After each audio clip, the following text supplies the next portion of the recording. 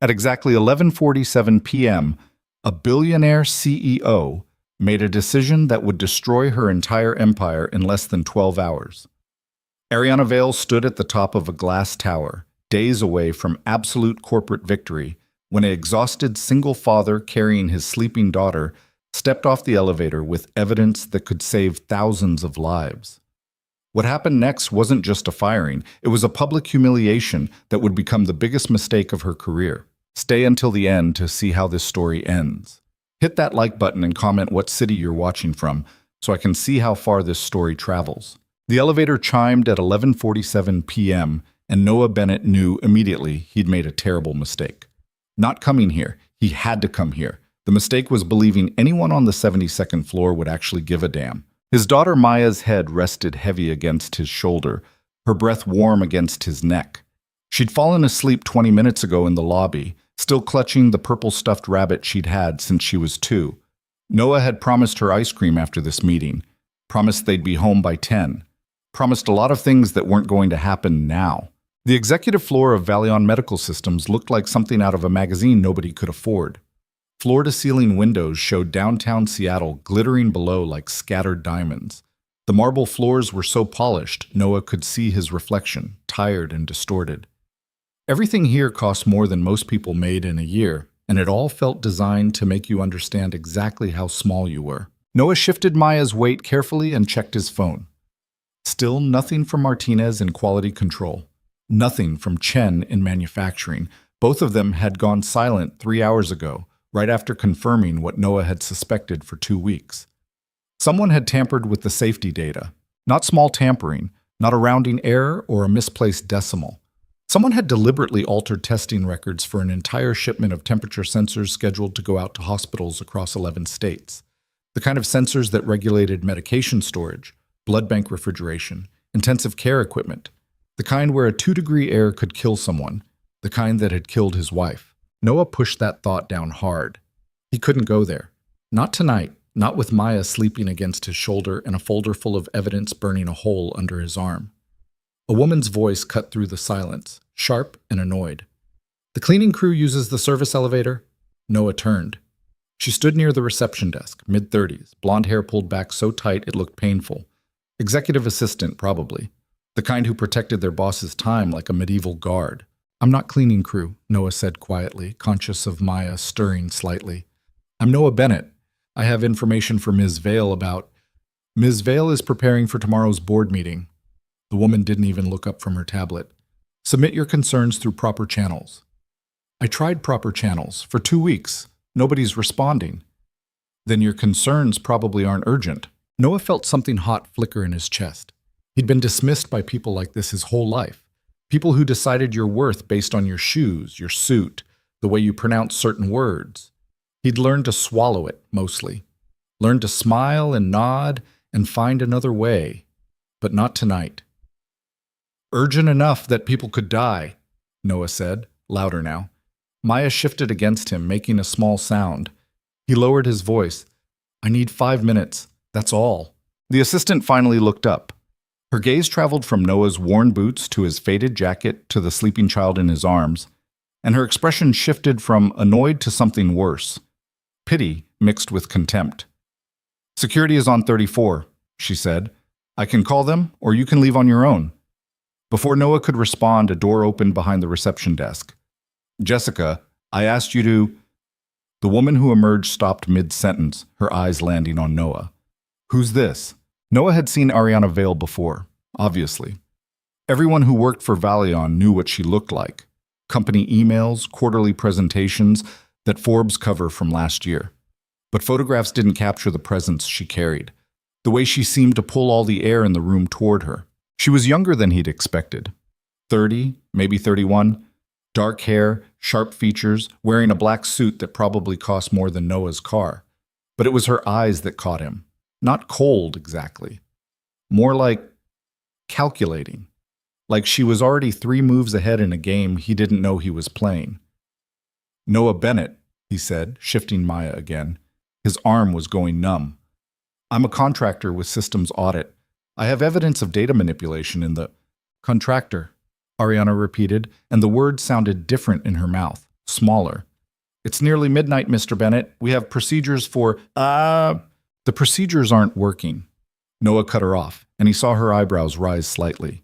People probably didn't interrupt Ariana Vale very often. I've been trying to report this for 2 weeks. Emails, calls, formal requests. Everything gets redirected or ignored. So I'm here now because tomorrow morning you have a board meeting where you're going to approve a shipment that shouldn't leave the building. Ariana's expression didn't change, but something shifted in her posture. She glanced at Jessica, then back to Noah. You brought your daughter to the executive floor at midnight to discuss a work concern? The way she said it, like he was the one being inappropriate, like he was the problem here. Her babysitter had an emergency, Noah said, hating how defensive he sounded. And yes, I brought her because this can't wait until tomorrow. By tomorrow, that shipment gets board approval. By next week, it's in hospitals. Thus, by next month, Mr. Bennett, Ariana's voice went cooler. I appreciate your dedication, but ambushing executives outside business hours isn't how things work here. Jessica will give you an email address where you can submit I have a formal report. Noah pulled the folder from under his arm, careful not to wake Maya. Temperature sensor batch TS447. Testing data shows consistent performance within acceptable ranges. Except the raw data doesn't match the summary reports. Someone changed the numbers. He held out the folder. Ariana looked at it like he was offering her a dead fish. Someone changed the numbers, she repeated, her tone making it clear what she thought of that claim. And you discovered this how exactly? I ran parallel tests, cross-referenced the raw sensor outputs with what got submitted to quality control. The deviations are small, but they're there. 1 to 3 degrees across the entire batch. That doesn't sound like much until you realize these sensors regulate. I know what they regulate, Mr. Bennett. Ariana's patience was visibly thinning. I also know we have entire departments dedicated to quality control, multiple layers of review, independent auditing. You're suggesting all of that failed and only you noticed? I'm saying someone bypassed all of that. Noah's arm was really going numb now. Look, I know how this sounds, but the evidence is right here. 5 minutes. That's all I need. For a moment, he thought she might actually take the folder. Her hand moved slightly, and something flickered across her face. Curiosity, maybe, or calculation. Then her phone buzzed. She glanced at it, and whatever opening had existed slammed shut. I have 17 reports to review before tomorrow's meeting, Ariana said.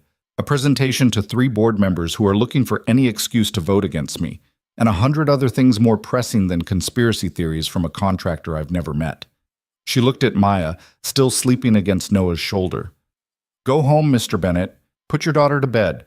Submit your concerns through proper channels. If there's any validity to them, someone will follow up. Nobody's going to follow up, Noah said. That's the point. Someone buried this deliberately. Someone with enough access to manipulate the data and enough authority to make sure nobody asks questions. Ariana's expression went flat. Are you suggesting someone in my company is deliberately compromising patient safety? The way she said my company sent a clear message. This wasn't a business to her, it was territory, and Noah was trespassing. I'm saying the data doesn't lie, Noah said, but the reports do. And if that shipment goes out tomorrow, thank you for your input, Mr. Bennett. Ariana turned toward her office. Jessica, please escort Mr. Bennett to... My wife died because of faulty medical equipment. The words came out harder than Noah intended. Ariana stopped, her back still to him. 3 years ago, Noah continued, his voice rough. Post-surgery monitoring system. Temperature regulation failed during recovery. Nobody noticed until it was too late. The manufacturer had buried 6 previous incidents, 6 warnings that got ignored because shipping delays would have hurt quarterly profits.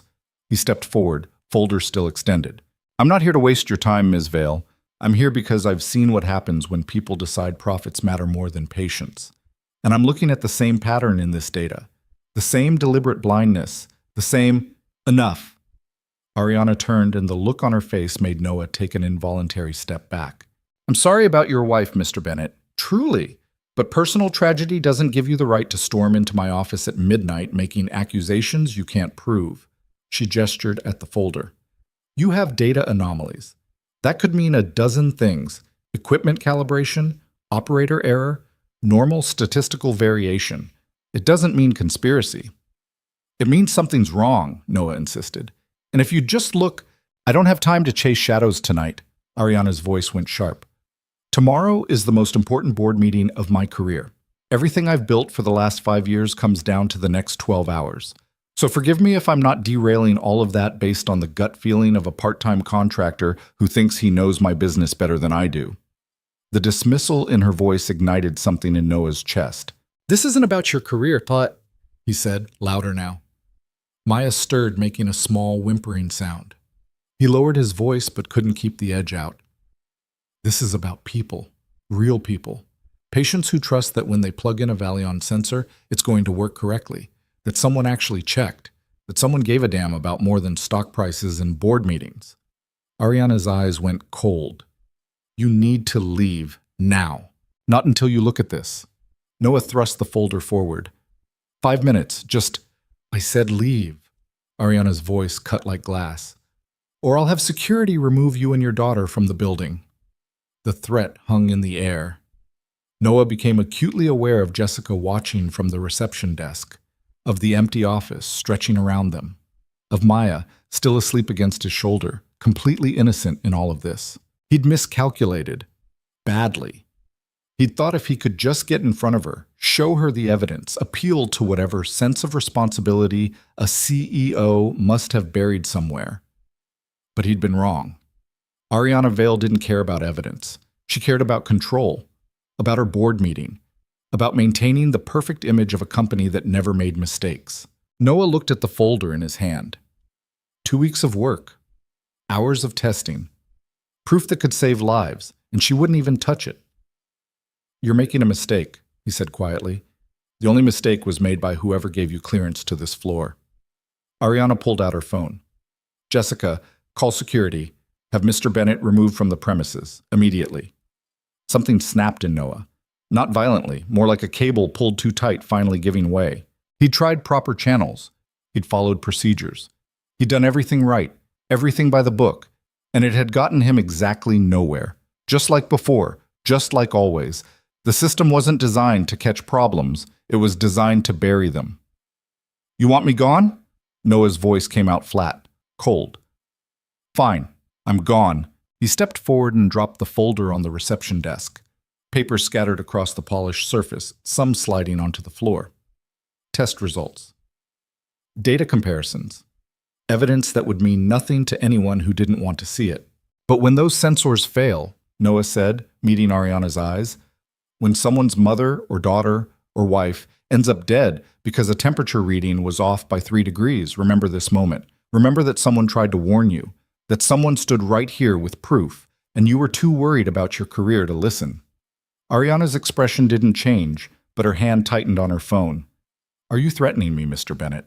I'm telling you the truth. Noah adjusted Maya carefully. She was starting to wake up, making confused sounds against his shoulder. But you're right about one thing. Tomorrow morning, everything changes. Just not the way you think. He turned toward the elevator, legs heavy with exhaustion and something worse than anger. Disappointment, maybe. Or recognition. The understanding that some battles couldn't be won by being right. Some people would never listen until the consequences became unavoidable. Daddy? Maya's voice was small and sleepy. Where are we? We're leaving, sweetheart, Noah said softly. Go back to sleep. Behind him, he heard Ariana's voice. Jessica, make sure his access badge is deactivated, and send a memo to HR. Mr. Bennett's contract is terminated effective immediately. Security violations and gross insubordination. Noah paused at the elevator, his finger hovering over the button. He should just go, walk away, let it burn.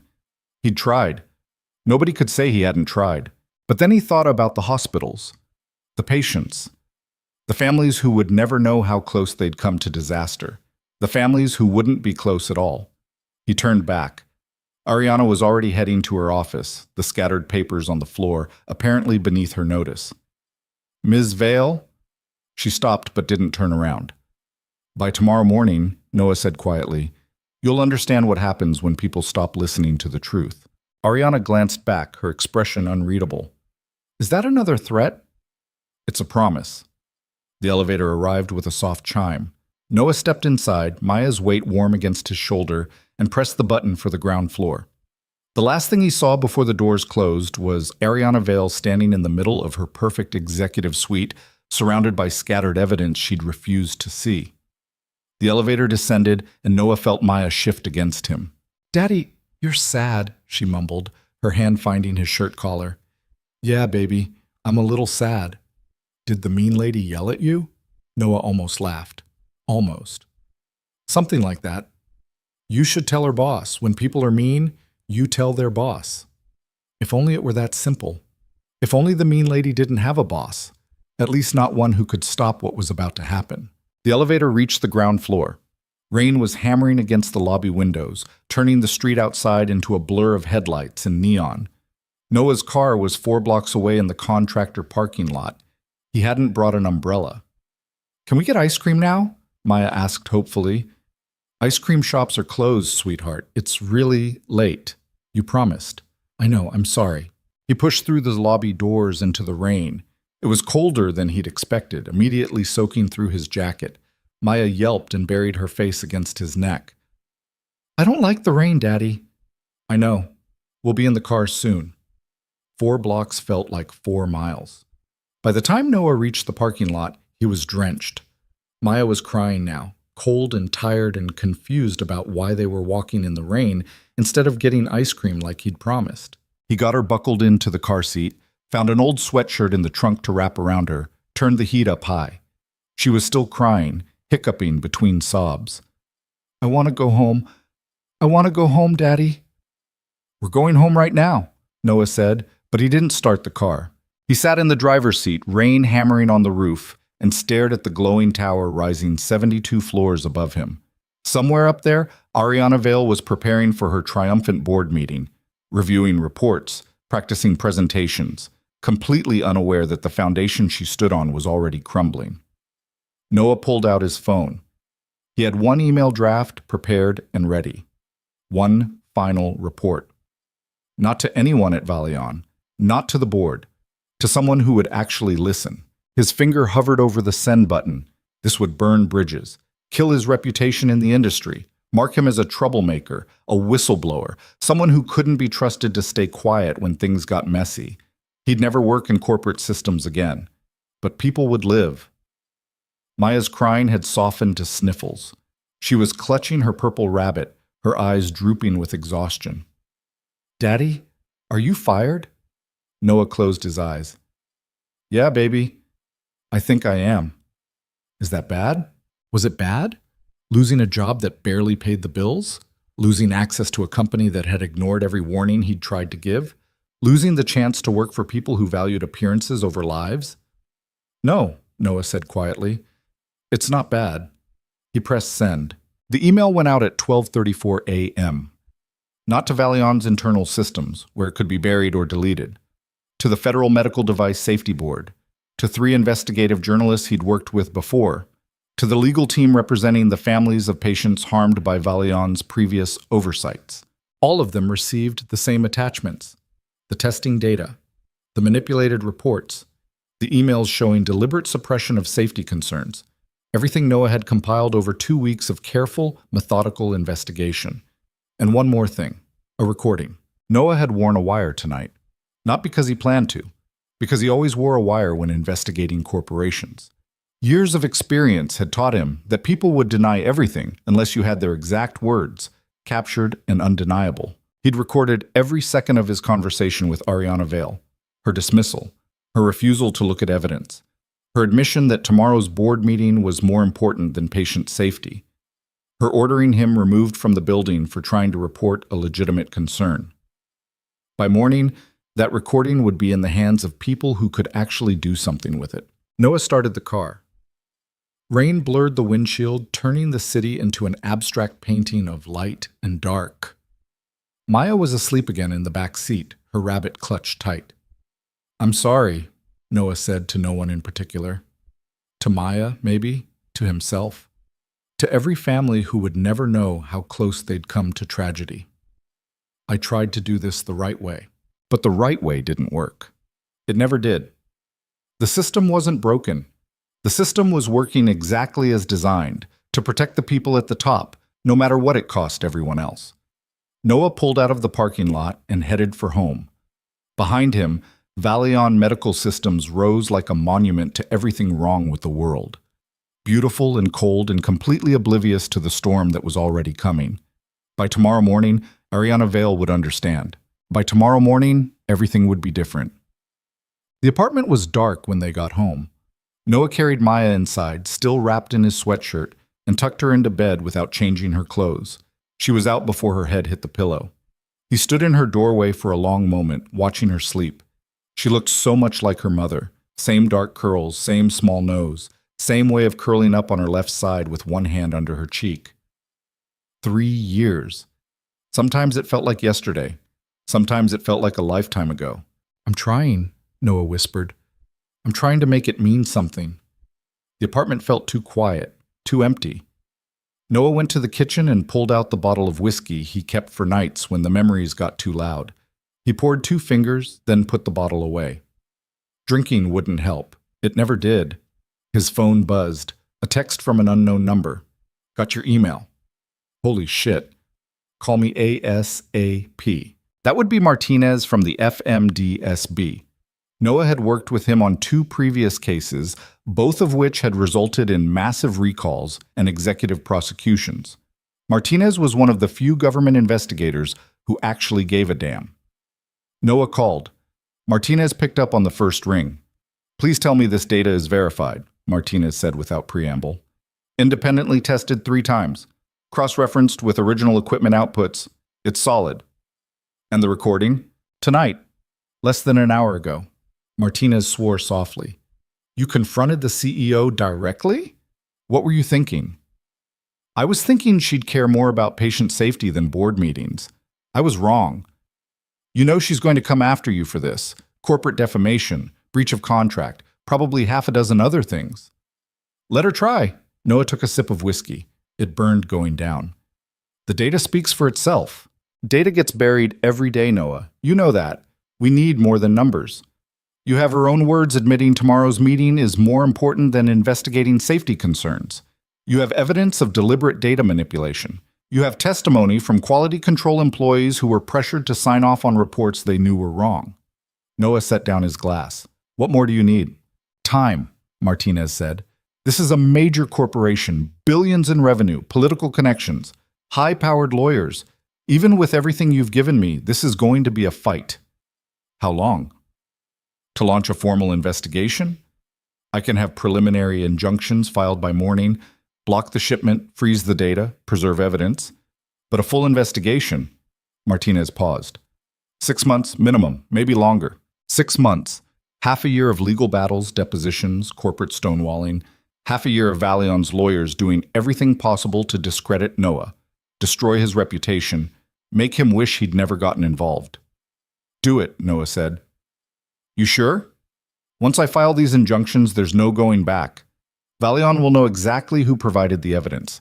They'll come after you with everything they have." Noah thought about Maya, sleeping in the next room, about the promise he'd made to her mother, about all the families who would never have to make the same choice. "I'm sure." "All right." Martinez's voice shifted, becoming more formal.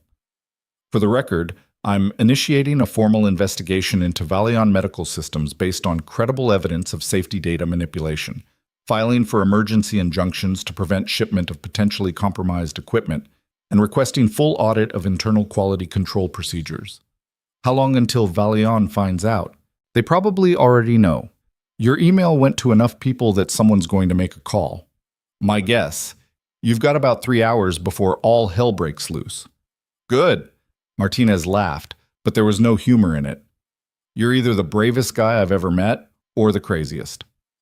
"Maybe both." They hung up. Noah sat in the dark kitchen, whiskey growing warm in his glass. 3 hours until the storm hit. 3 hours until Valion's lawyers and PR team and corporate fixers all descended on the problem of Noah Bennett. He should sleep, should rest while he could. Tomorrow was going to be brutal, but sleep felt impossible. Noah's mind kept replaying the confrontation on the executive floor, the look in Ariana Vale's eyes when she'd dismissed him, the casual cruelty of someone who'd never had to face real consequences. That was about to change. Noah pulled up news sites on his phone. Nothing yet. The story wouldn't break until morning when the injunctions hit and Valion stock started sliding, when board members started getting calls from lawyers and investigators, when Ariana Vale walked into her triumphant meeting and found a very different kind of audience waiting. His phone buzzed again. This time it was a number he recognized. Jessica Chen from manufacturing, one of the engineers who'd confirmed the data manipulation but been too afraid to go public. "I heard what you did. They're going to destroy you." Noah typed back, "Let them try. I'm serious. I've seen what Valion does to whistleblowers. Legal threats, blacklisting. They'll make sure you never work again. Worth it." A long pause. Then, "Thank you, for what it's worth." Noah stared at those 3 words. Thank you. Like it was some noble sacrifice instead of just doing the right thing. But maybe that's what it had become. Maybe in a world where corporations could kill people and call it acceptable risk, actually giving a damn was revolutionary. He finished his whiskey and went to check on Maya one more time. She'd kicked off her blanket. Noah pulled it back up, tucked her rabbit closer, smoothed the hair from her forehead. "We're going to be okay," he whispered. "I promise." It was the same promise he'd made every night since her mother died. Some days he believed it more than others. Tonight, drenched in rain and facing corporate warfare, it felt more like hope than certainty. But hope was enough. It had to be. Noah went to his own room and lay down fully clothed. Sleep still felt impossible, but he closed his eyes anyway. Tomorrow would come whether he was ready or not. Somewhere across the city, Ariana Vale was probably still working, still preparing, still completely unaware that her perfect world was about to shatter. Noah's last conscious thought was wondering if she'd even remember his name when the board called for her removal. Wunk. Ariana Vale had always believed in preparation. At 2:17 a.m., she sat at her desk reviewing the quarterly reports for the 7th time, every number memorized, every projection polished, every potential question anticipated and answered. Tomorrow's board meeting would be perfect. It had to be. "Ms. Vale?" Ariana looked up. Jessica stood in the doorway, looking uncomfortable. "You should have left hours ago," Ariana said. "You're still here." "I'm preparing for the most important meeting of my career. You're..." "What, exactly?" Jessica held up her tablet. "Getting calls. A lot of them. From board members." Ariana's stomach tightened. "At 2 in the morning? They're asking about temperature sensors, batch TS447, and someone named Noah Bennett." The name sent a spike of irritation through Ariana's chest. That contractor, the one with the daughter and the conspiracy theories and the dramatic pronouncements about truth. What about him?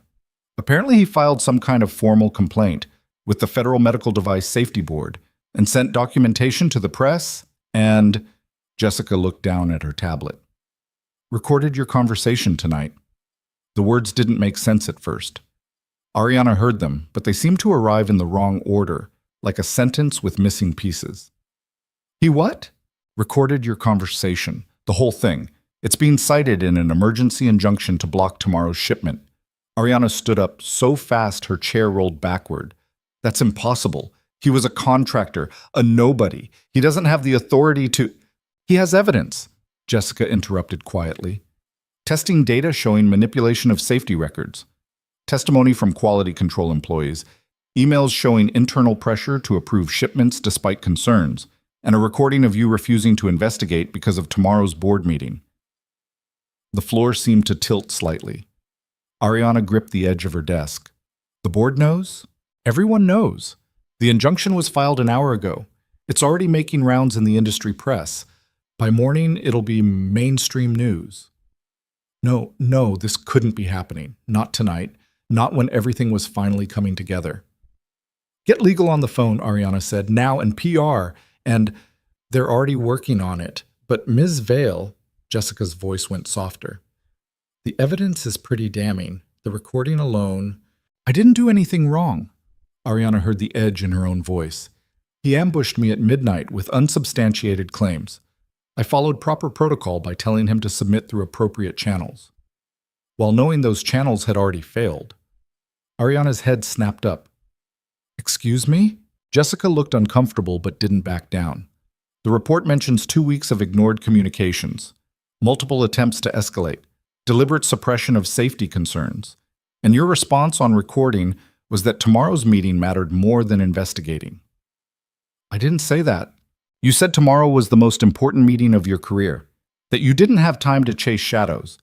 That personal tragedy didn't give him the right to... Jessica stopped. It's all on the recording, Ms. Vale. Ariana felt something cold spreading through her chest. This was wrong. This was all wrong. She'd done everything right. She'd built this company from near bankruptcy to a multi-billion-dollar valuation. She'd made the hard decisions, cut the inefficiencies, streamlined the processes, and now some bitter contractor with a grudge was going to destroy it all because she wouldn't entertain his paranoid theories? Get me that recording, Ariana said. I want to hear exactly what he's claiming I said. Jessica's expression suggested that was a bad idea, but she pulled it up on her tablet anyway. Ariana's own voice filled the office. Cold, dismissive. Everything she'd said to Noah Bennett played back without the context of exhaustion and pressure and the 100 other things on her mind. Tomorrow is the most important board meeting of my career. Everything I've built for the last 5 years comes down to the next 12 hours. It sounded worse than she remembered, harsher, more callous. I don't have time to chase shadows tonight. Personal tragedy doesn't give you the right to storm into my office at midnight making accusations you can't prove. I'm not derailing all of that based on the gut feeling of a part-time contractor who thinks he knows my business better than I do. Jessica stopped the recording. Silence filled the office. There's more, Jessica said quietly. But you get the idea. Ariana sat down slowly. Her perfect preparation, her meticulous planning, her absolutely unshakable control, all of it crumbling because she'd dismissed a man in a cheap jacket carrying his sleeping daughter. How bad is this? Ariana asked. Jessica didn't answer immediately, which was answer enough. The injunction blocks the shipment pending investigation. The board is meeting at 7 a.m. to discuss. And the press is already calling this the biggest medical device safety scandal since... Don't. Ariana held up a hand. Don't finish that sentence. Her phone buzzed, then buzzed again and again. Board members, lawyers, PR consultants, everyone who'd been celebrating her imminent victory now scrambling to contain the disaster. Ariana picked up her phone and saw 17 missed calls, 23 new emails, all received in the last 30 minutes. At the top of her inbox, a message from Board Chairman Richard Harwell. Emergency meeting, 7 a.m., attendance mandatory, not a request, a summons. Ariana looked at Jessica, still standing in the doorway. You should go home, Ariana said quietly. Get some rest. What are you going to do? Good question. What was she going to do? The playbook she'd spent her entire career mastering didn't have a chapter for this.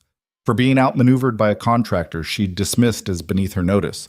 For having her own words weaponized into evidence of negligence.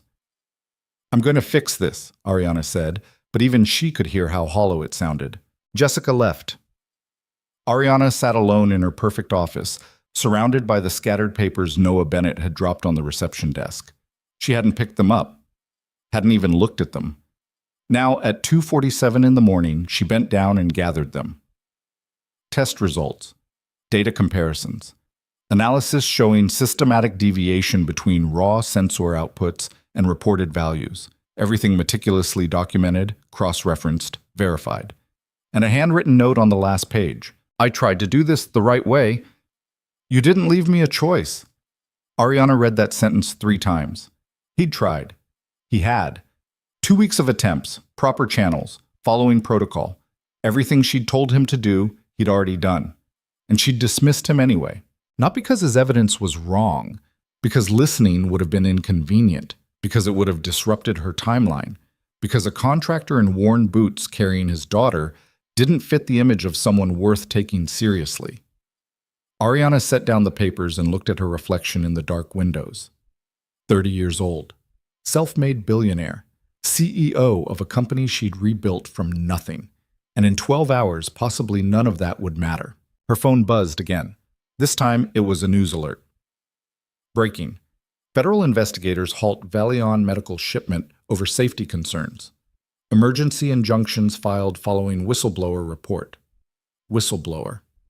That's what they were calling him. Noah Bennett, the nobody contractor with the sleeping daughter, was now a whistleblower. A hero exposing corporate negligence. and Ariana was the villain who'd tried to silence him. She picked up her phone and pulled up Noah's personnel file. 32 years old, widower, single father. Previously worked as a senior corporate risk investigator before stepping back to part-time contract work. That last part caught her attention. Senior corporate risk investigator, not some random contractor stumbling onto anomalies. Someone with actual expertise. Someone who knew exactly what he was looking at. Someone she should have listened to. Ariana scrolled further. Employment history showed positions at 3 major corporations, all in risk assessment and safety compliance. Letters of recommendation from executives praising his thoroughness and integrity. No complaints, no disciplinary actions. Nothing to suggest someone prone to conspiracy theories or dramatic exaggerations. Just someone who knew his job and tried to do it right. Ariana closed the file and stared at her ceiling. Somewhere in this city, Noah Bennett was probably sleeping. Or maybe he was awake too, wondering if he'd just destroyed his own career to save strangers he'd never meet. And tomorrow morning, they'd both walk into that board meeting and discover what happened when someone finally forced the truth into the light. Whether anyone was ready for it or not. Noah woke up at 5:43 a.m. to Maya jumping on his bed. "Daddy, you're still wearing your shoes." He was.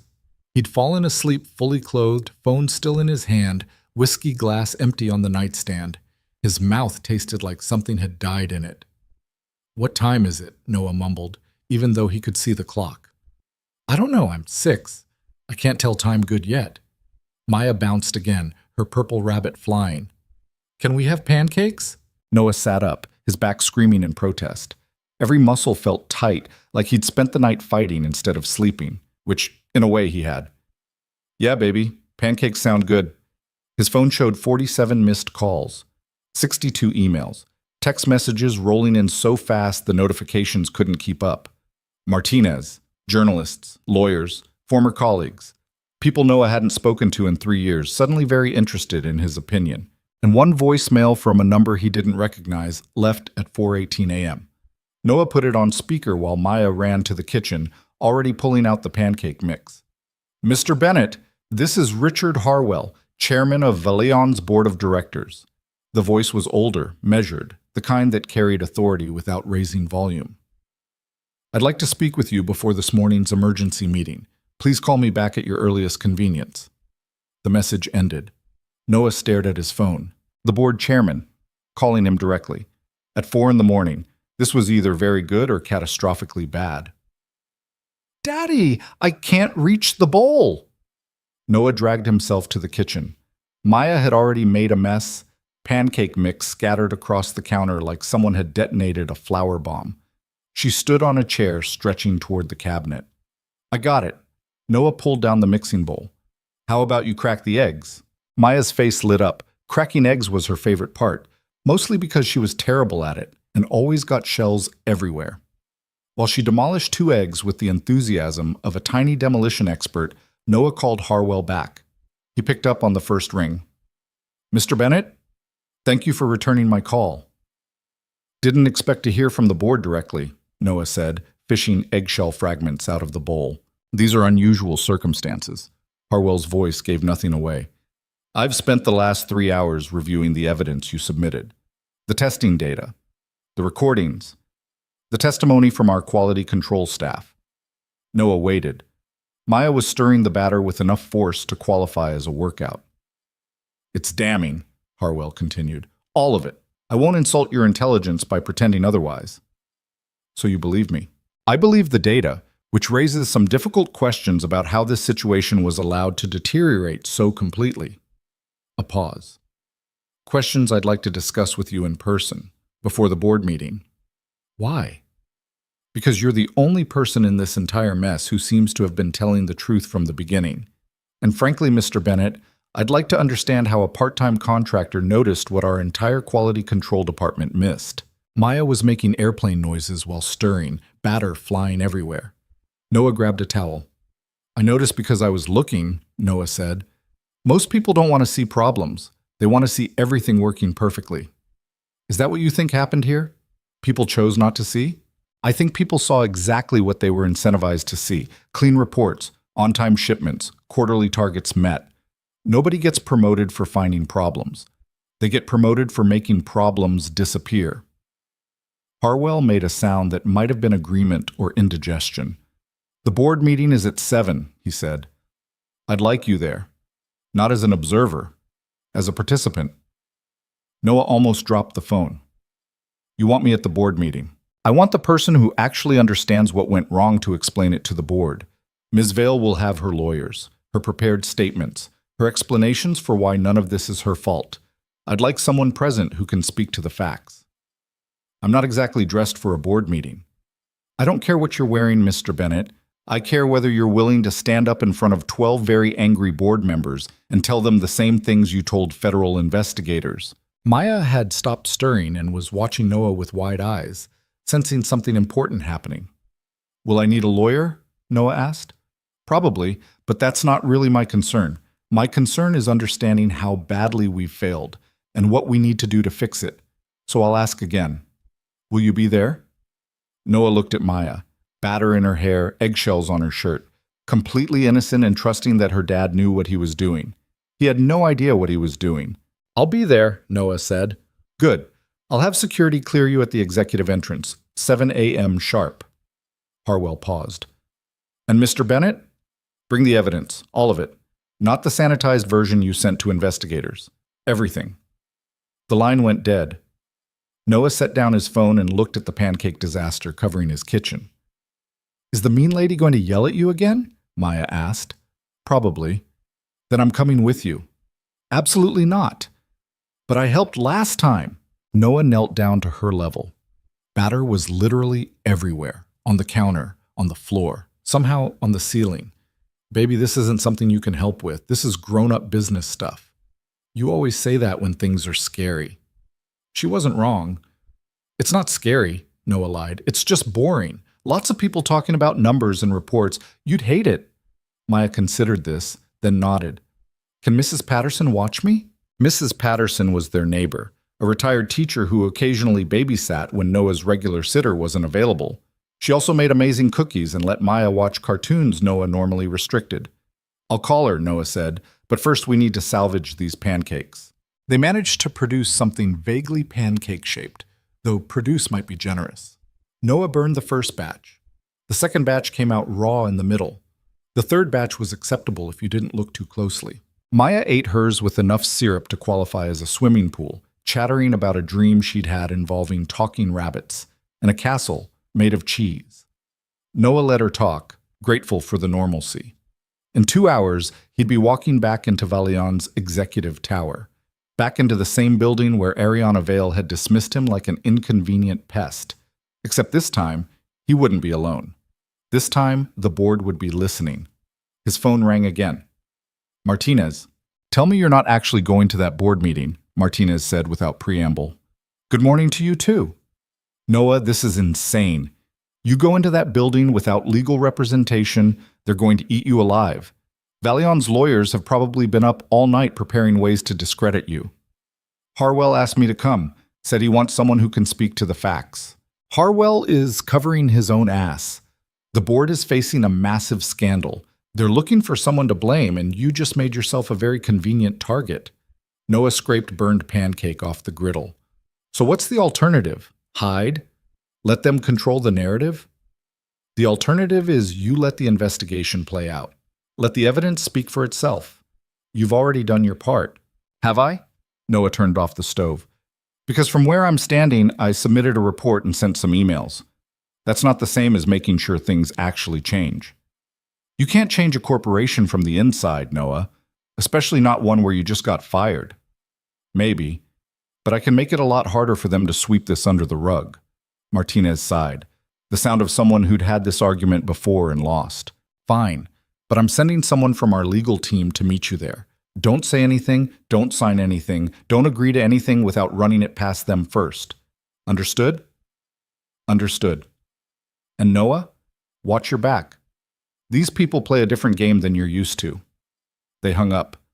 Maya was covered in syrup, grinning like she'd won the lottery. Bath time, Noah announced. But I'm not dirty. You're 90% syrup right now. You're basically a pancake. She giggled, and for a moment, everything felt normal. Just a dad and his daughter, sticky kitchen and all. not a whistleblower about to walk into corporate warfare. An hour later, Maya was clean and deposited at Mrs. Patterson's apartment with strict instructions about bedtime and screen time that Noah knew would be completely ignored. Mrs. Patterson pressed a thermos of coffee into his hands. "You look terrible, dear."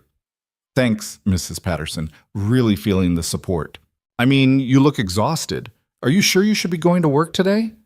Noah thought about explaining that he didn't technically have work anymore, that he was walking into a board meeting for a company that had fired him 12 hours ago, that he was possibly about to commit career suicide for the second time in 24 hours.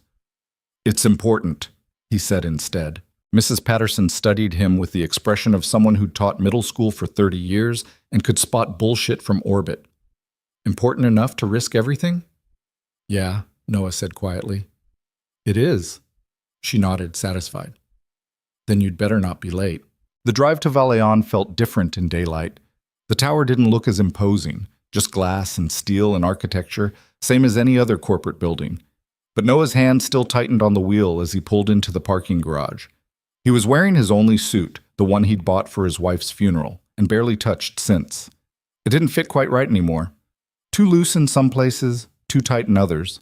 The tie felt like a noose. The executive entrance had a security guard Noah didn't recognize. Young guy, maybe 25, who looked at Noah like he was something potentially explosive. "Name?" "Noah Bennett. I'm here for the board meeting." "Yeah, we got the memo." The guard checked his tablet. "Mr. Harwell left instructions. You're cleared for the 72nd floor." He handed Noah a visitor badge. "Keep this visible at all times. Don't wander. If you need the restroom, ask security to escort you." "Seriously?" "You're probably the most controversial person in this building right now, Mr. Bennett. Half the company wants to shake your hand. The other half wants to throw you off the roof. So yeah, seriously." The elevator ride up felt eternal. Noah watched the floor numbers climb, each one bringing him closer to whatever was waiting. His reflection in the polished doors looked pale, tired, like someone who'd aged 10 years overnight. The doors opened at 72. Last night, this floor had been almost empty, just Ariana and her assistant and the scattered evidence Noah had dropped on the reception desk. Now it was chaos. People everywhere, lawyers in expensive suits carrying briefcases, PR consultants speaking in hushed, urgent tones, board members arriving in clusters, their expressions ranging from furious to terrified. And security. So much security. Noah stepped out of the elevator and immediately felt every eye in the hallway turn toward him. A woman approached, mid-40s, carrying a leather portfolio that probably cost more than Noah's car. "Mr. Bennett? I'm Sarah Chen from the Federal Medical Device Safety Board's legal team. Martinez sent me." She handed him a business card. "From this point forward, you don't answer any questions without consulting me first. If anyone approaches you, refers them to me. If anyone asks you to sign anything, the answer is no. Clear?" "Crystal." "Good. The board meeting starts in 20 minutes. Until then, stay close and don't engage with anyone from Valion's legal team. They're going to try to intimidate you. Don't let them." As if on cue, 3 men in matching navy suits materialized from an office nearby. The lead one, silver-haired and radiating expensive education, fixed Noah with a smile that didn't reach his eyes. "Mr. Bennett, James Rothstein, General Counsel for Valion Medical Systems. I wonder if we might have a word in private." "No," Sarah said flatly. Rothstein's smile didn't waver. "I'm sorry, and you are?" "Federal Legal Counsel, and my client won't be speaking with you or anyone from Valion without proper representation and documentation." "Your client." Rothstein's tone made it sound like a joke. "Mr. Bennett, you do understand that you're currently in violation of at least 3 contractual agreements you signed when accepting employment here? Non-disclosure provisions, confidentiality clauses, the unauthorized recording of a private conversation with a corporate officer. The conversation where your CEO admitted patient safety was less important than a board meeting?" Sarah's voice could have cut glass. "That conversation?" Rothstein's smile finally slipped. "We're prepared to be reasonable," he said, addressing Noah directly. "These situations can get messy, expensive, drawn out for years, but if you're willing to cooperate, we can find a resolution that works for everyone." "Cooperate meaning shut up," Noah said. "Cooperate meaning recognize that you may have misunderstood certain things, That taken out of context, conversations can seem more damning than they actually were. That perhaps you acted hastily out of understandable grief over your wife's death. Don't. Noah's voice came out harder than he intended. Don't you dare use her like that. Sarah stepped between them. This conversation is over. Mr. Bennett has nothing to say to you or your client. If Valion wants to pursue legal action, file the paperwork. Otherwise, get out of our way. Rothstein studied Noah for a long moment, his expression calculating. This didn't have to be adversarial, Mr. Bennett. You could have come to us quietly. Instead, you chose scorched earth. I hope you're prepared for what that means. He walked away, his legal team following like well-dressed sharks. Sarah turned to Noah. You okay? They're going to bury me, aren't they? They're going to try. Whether they succeed depends on how strong the evidence is and whether you can keep your composure in there. She nodded toward the boardroom. Martinez says you're solid, that you don't rattle easily. Is that true? Noah thought about last night, about Ariana Vale dismissing him while Maya slept against his shoulder, about driving home in the rain, knowing he was about to destroy any chance of working in this industry again. I'm terrified, Noah said honestly. But I'm here anyway. Does that count? Sarah almost smiled. Yeah, that counts. The boardroom doors opened and Richard Harwell emerged. He was older than Noah expected, maybe 70, with white hair and the kind of face that had seen too many corporate battles. But his eyes were sharp, assessing. Mr. Bennett, thank you for coming. Harwell's handshake was firm. I trust Ms. Chen has briefed you? Briefed and terrified me in equal measure. Harwell's mouth twitched. Good. Fear keeps you honest. Come on, we're about to start. The boardroom was exactly what Noah expected. Long table, leather chairs, windows overlooking the city. 12 board members already seated, their expressions ranging from curious to hostile. And at the far end of the table, looking like she hadn't slept any more than Noah had, was Ariana Vale. She saw him and went very still. Something flickered across her face. Surprise, maybe? Or recognition that this was really happening. Please sit. Harwell gestured to a chair near the head of the table. Not at the table itself, Noah noticed.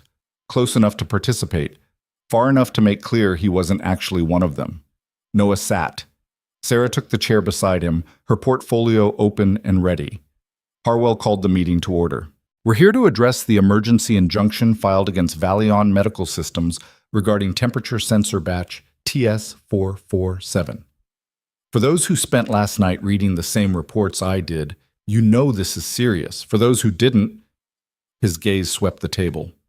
It's about to get very uncomfortable. One of the board members, a woman in her 60s wearing pearls that probably cost more than Noah's house, spoke up. Before we begin, I'd like to know why we have a terminated contractor sitting in on a board meeting. Because Mr. Bennett is the person who discovered the problem, Harwell said. And unlike our quality control department, he actually did something about it. He violated his employment agreement, recorded a private conversation, released confidential company information to federal investigators and the press. This from another board member, younger, wearing a suit that screamed investment banking. That's not whistleblowing. That's corporate sabotage. Is it sabotage to prevent defective medical equipment from reaching hospitals? Sarah's voice cut through the room. Because I'm fairly certain most judges would disagree. We don't know the equipment is defective, the banker shot back. We have one person's interpretation of testing data. One person with a documented history of, gentlemen, ladies. Harwell's voice didn't rise, but everyone went quiet. We can spend the morning arguing about Mr. Bennett's motives, or we can address the actual problem. I know which I'd prefer. He pulled up a projection screen. Testing data filled it. Numbers and graphs that Noah recognized instantly. This is batch TS447. 10,000 temperature sensors manufactured over 6 weeks, all tested, all approved, all scheduled to ship to hospitals across 11 states. Harwell clicked to the next slide. This is the raw testing data from those sensors. More numbers, more graphs. To most of the board, probably meaningless. And this, Harwell continued, is the summary report submitted to quality control. The differences were subtle, small shifts in averages, decimal points moved, outliers removed. Someone changed the numbers, Harwell said flatly. Not dramatically, just enough to bring everything within acceptable tolerances, just enough to ensure the shipment would be approved on schedule. Silence filled the room. The question, Harwell continued, is who and why, and how this was allowed to happen under our watch. All eyes turned to Ariana. She sat perfectly still, her expression unreadable. Noah recognized that look, the same controlled mask she'd worn last night when dismissing his concerns. Ms. Vale, Harwell said, would you like to address the board? Ariana stood slowly. She'd changed clothes since last night, Noah noticed. Different suit, hairstyled, makeup perfect. Every inch the competent CEO. These allegations are serious, she began, her voice steady. And I want to assure the board that I take patient safety as seriously as anyone in this room. When Mr. Bennett approached me last night with concerns about testing data, I did exactly what protocol requires. I directed him to submit his findings through proper channels so they could be reviewed by qualified personnel. You fired him, Noah said. 12 heads turned toward him. Sarah's hand landed on his arm, a silent warning. But Noah was done being quiet. You fired me, he repeated, meeting Ariana's eyes across the table. For security violations and insubordination, because I interrupted your perfect night with evidence that people could die. You ambushed me at midnight, Ariana said, her voice going colder, with your child in tow, making accusations you couldn't substantiate, recording our conversation without permission. Washington is a one-party consent state. The recording is completely legal. Legal doesn't make it ethical. Neither does ignoring safety concerns because they're inconvenient. Harwell held up a hand. Mr. Bennett, let Ms. Vale finish. Ariana took a breath, visibly composing herself. I didn't ignore safety concerns. I followed established protocol. If that protocol failed, if warnings were suppressed or data was manipulated, that represents a systemic failure, not a personal one. A systemic failure you created, Noah said. Sarah's grip on his arm tightened, but Noah shook her off. He was standing now, he realized. Didn't remember deciding to stand. You created a culture where people were too afraid to report problems, where meeting quarterly targets mattered more than getting things right, where employees knew that bringing bad news meant getting blamed for it. That's not true, Ariana said, but her voice wavered slightly. Really? Noah pulled out his phone. Because I have emails from 3 separate quality control employees, all saying the same thing, that they raised concerns about this batch, that those concerns were dismissed, that they were pressured to sign off anyway. He looked at the board. You want to know who changed the numbers? Nobody changed them. The system just made sure nobody looked too closely, made sure anyone who asked questions got stonewalled or sidelined, made sure the only thing that mattered was keeping production on schedule. One of the board members leaned forward. You're saying multiple employees were complicit? I'm saying they were following incentives. Ariana structured this company to reward speed and punish caution. You don't need a conspiracy when you've built a system that naturally suppresses bad news. Ariana's composure cracked. That's absurd. I built this company from nothing, saved it from bankruptcy, made it profitable again, created jobs, developed technology that saves lives. And now you're suggesting I deliberately compromise safety for profit? I'm suggesting you stopped listening, Noah said quietly. That somewhere along the way you started believing your own PR. That Valion was perfect, that you were perfect, and anyone who said otherwise was either lying or incompetent. This is rich, Ariana shot back, coming from someone who brought his 6-year-old daughter to a corporate confrontation at midnight. The room went very quiet. I brought Maya, Noah said, his voice dangerously soft, because my babysitter had an emergency. Because I'm a single father who works overnight shifts so I can be home during the day. Because unlike you, I don't have assistants and drivers and people to handle the inconvenient parts of life. He stepped closer to the table. And yeah, I carried her onto this floor while she slept, while I tried one last time to get someone to listen. And you know what happened? You shoved evidence back in my chest. You threatened to call security. You fired me in front of your assistant like I was trash you needed removed. Ariana's face had gone pale. Because to you, Noah continued, I was just a contractor, just some nobody who dared interrupt your important work. And my daughter? She was just a prop, a manipulation, something I brought to make you feel guilty. That's not... It never occurred to you that she was there because I had no other choice. That single parents don't get to leave their kids at home when emergencies happen. that some of us are doing this alone, without safety nets, without the luxury of pretending our personal lives don't exist. Noah's hands were shaking. He shoved them in his pockets. You asked if personal tragedy gives me the right to make accusations. Here's what I think. Personal tragedy gives me perspective. It shows me what matters, and it makes me really impatient with people who have all the power in the world and still choose profit over lives. The silence that followed was absolute. Harwell spoke first. Ms. Vale, is the recording of last night's conversation accurate? Ariana swallowed. The words are accurate.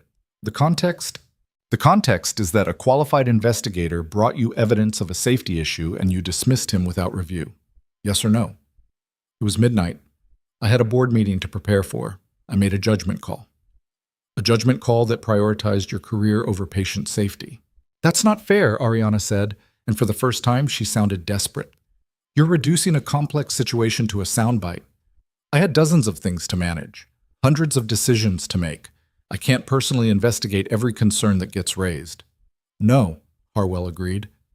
But you can create a system that takes those concerns seriously, that encourages reporting rather than punishing it, that values accuracy over convenience. He looked at the rest of the board.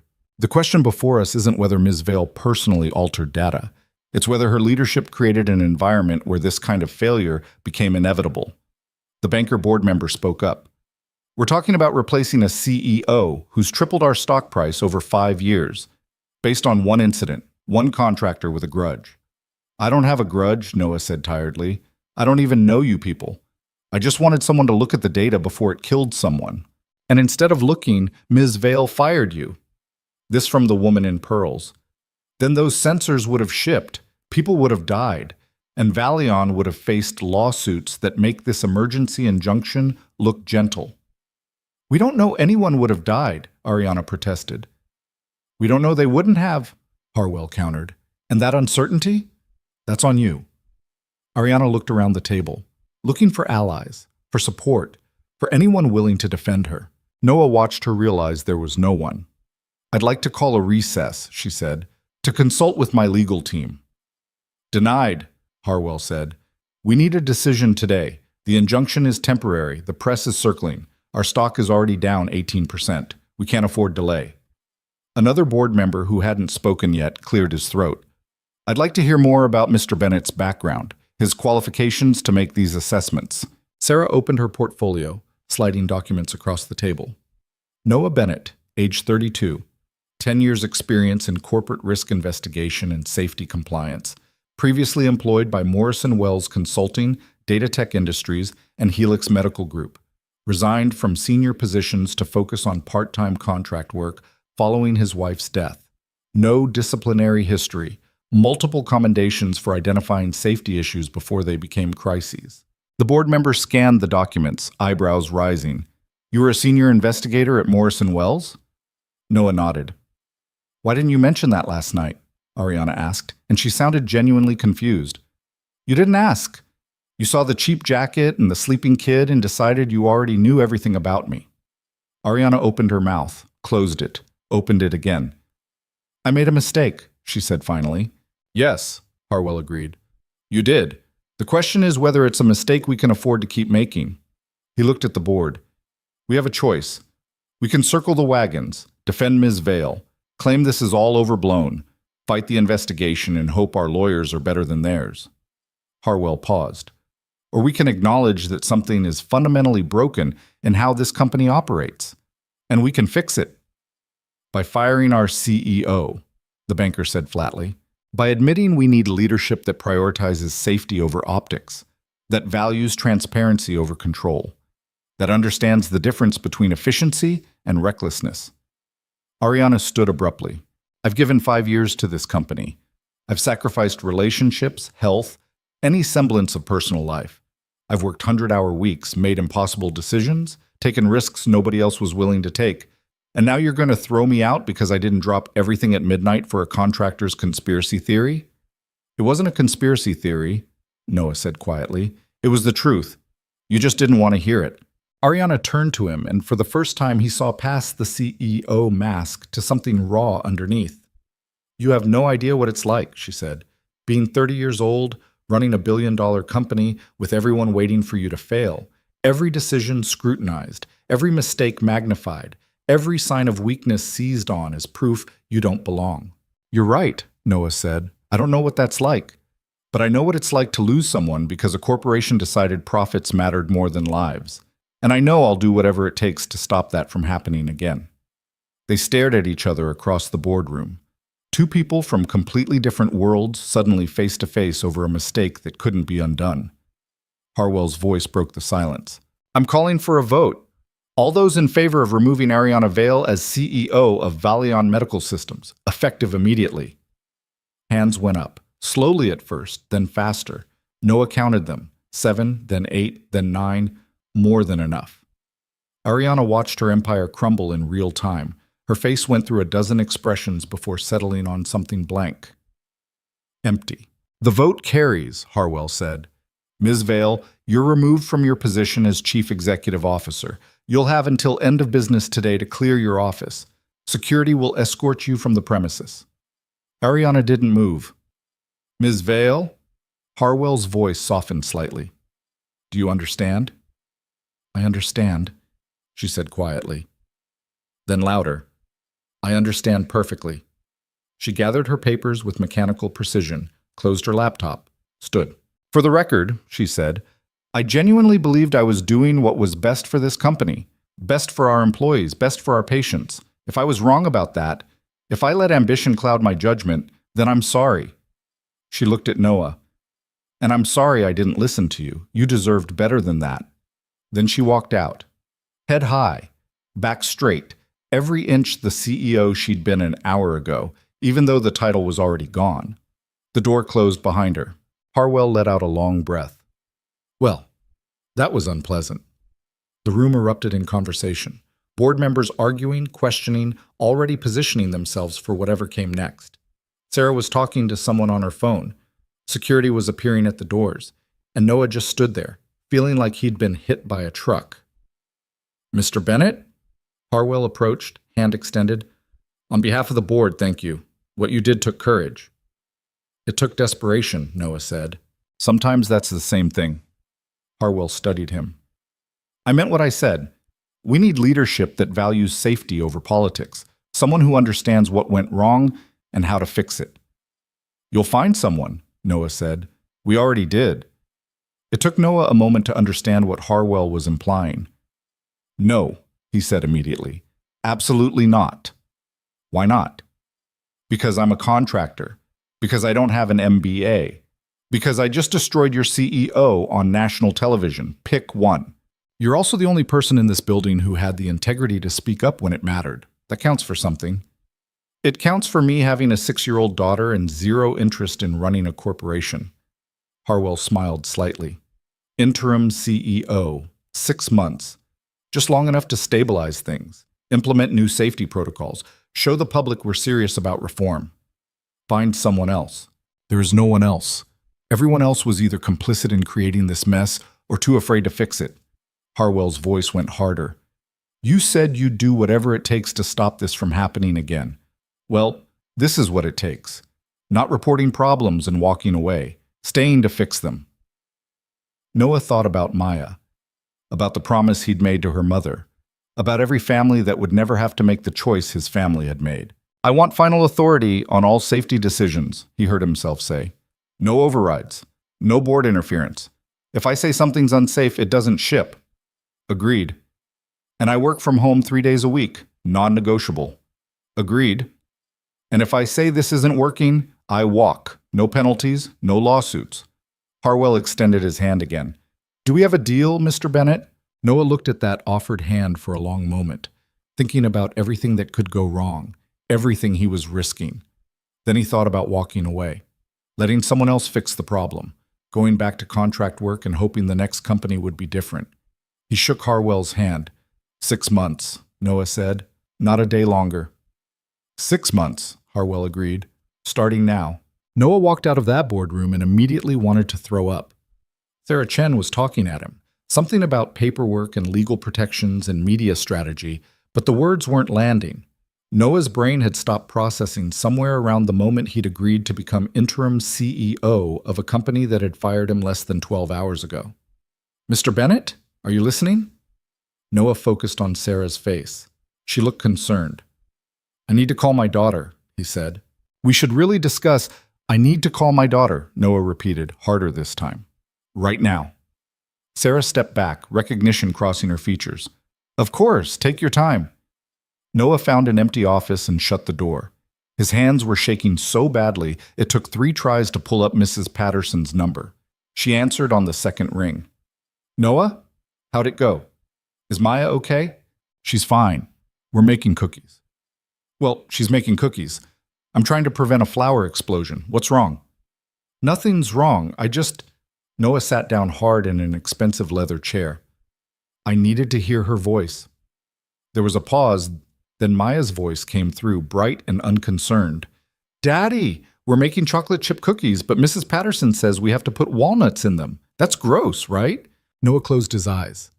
The normalcy of it, the absolute mundane simplicity of a 6-year-old's cookie crisis, made something in his chest unclench. Walnuts are good for you, he managed, but they're crunchy and weird. So pick them out. Mrs. Patterson says that's rude. Mrs. Patterson is right, Maya huffed. When are you coming home? You said it would be boring and quick. It's taking longer than I thought, baby. I might be late. How late? Good question. How long did it take to become CEO of a company you barely understood? How long before the press found out? Before Valion's employees realized the contractor they'd ignored for 2 weeks was now technically their boss? I don't know yet, Noah said honestly, but I promise I'll be home for dinner, okay? Okay. Love you, Daddy. Love you too, sweetheart. The line went dead. Noah sat there holding his phone, staring at an office that probably belonged to someone important, someone with degrees and experience and a clue what they were doing, someone who wasn't him. The door opened without knocking. A woman in her 50s, wearing a blazer that had seen better days and an expression that suggested she'd seen even worse. You're Bennett. Yeah. Patricia Monroe, head of HR. We need to talk. She sat down across from him without waiting for an invitation. First thing you need to understand, Patricia said, is that half this company is terrified right now. The other half is ready to mutiny. And the third half, that's 3 halves. Welcome to corporate math. The third half is placing bets on how long you last before you quit or get fired. She pulled out a tablet. So here's what's about to happen. In approximately 20 minutes, news of Ariana's removal will leak to the press. 10 minutes after that, every major outlet will be calling for statements. 30 minutes after that, employees will start panicking because nobody knows what's happening or if they still have jobs. Noah's head was starting to hurt. What do you need from me? I need you to not disappear. I need you to show your face. I need you to say something, anything, that convinces people this company isn't about to implode. I have no idea what I'm doing. Patricia's expression softened slightly.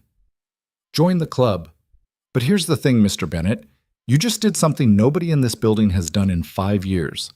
You told the truth even when it cost you everything. That matters to people. I'm a contractor. I don't know the first thing about running a... You know what's broken. That's more than most CEOs can say. She stood. HR is setting up an all-hands meeting for this afternoon, 3 o'clock. Every department head, every team lead, everyone who matters. You're going to walk in there and tell them what happens next. I don't know what happens next. Then figure it out. You've got 4 hours. She left. Noah sat there feeling like he'd been conscripted into a war he didn't understand. His phone buzzed. Martinez. Please tell me the rumors aren't true. Which rumors? Noah asked. That they made you interim CEO. They made me interim CEO.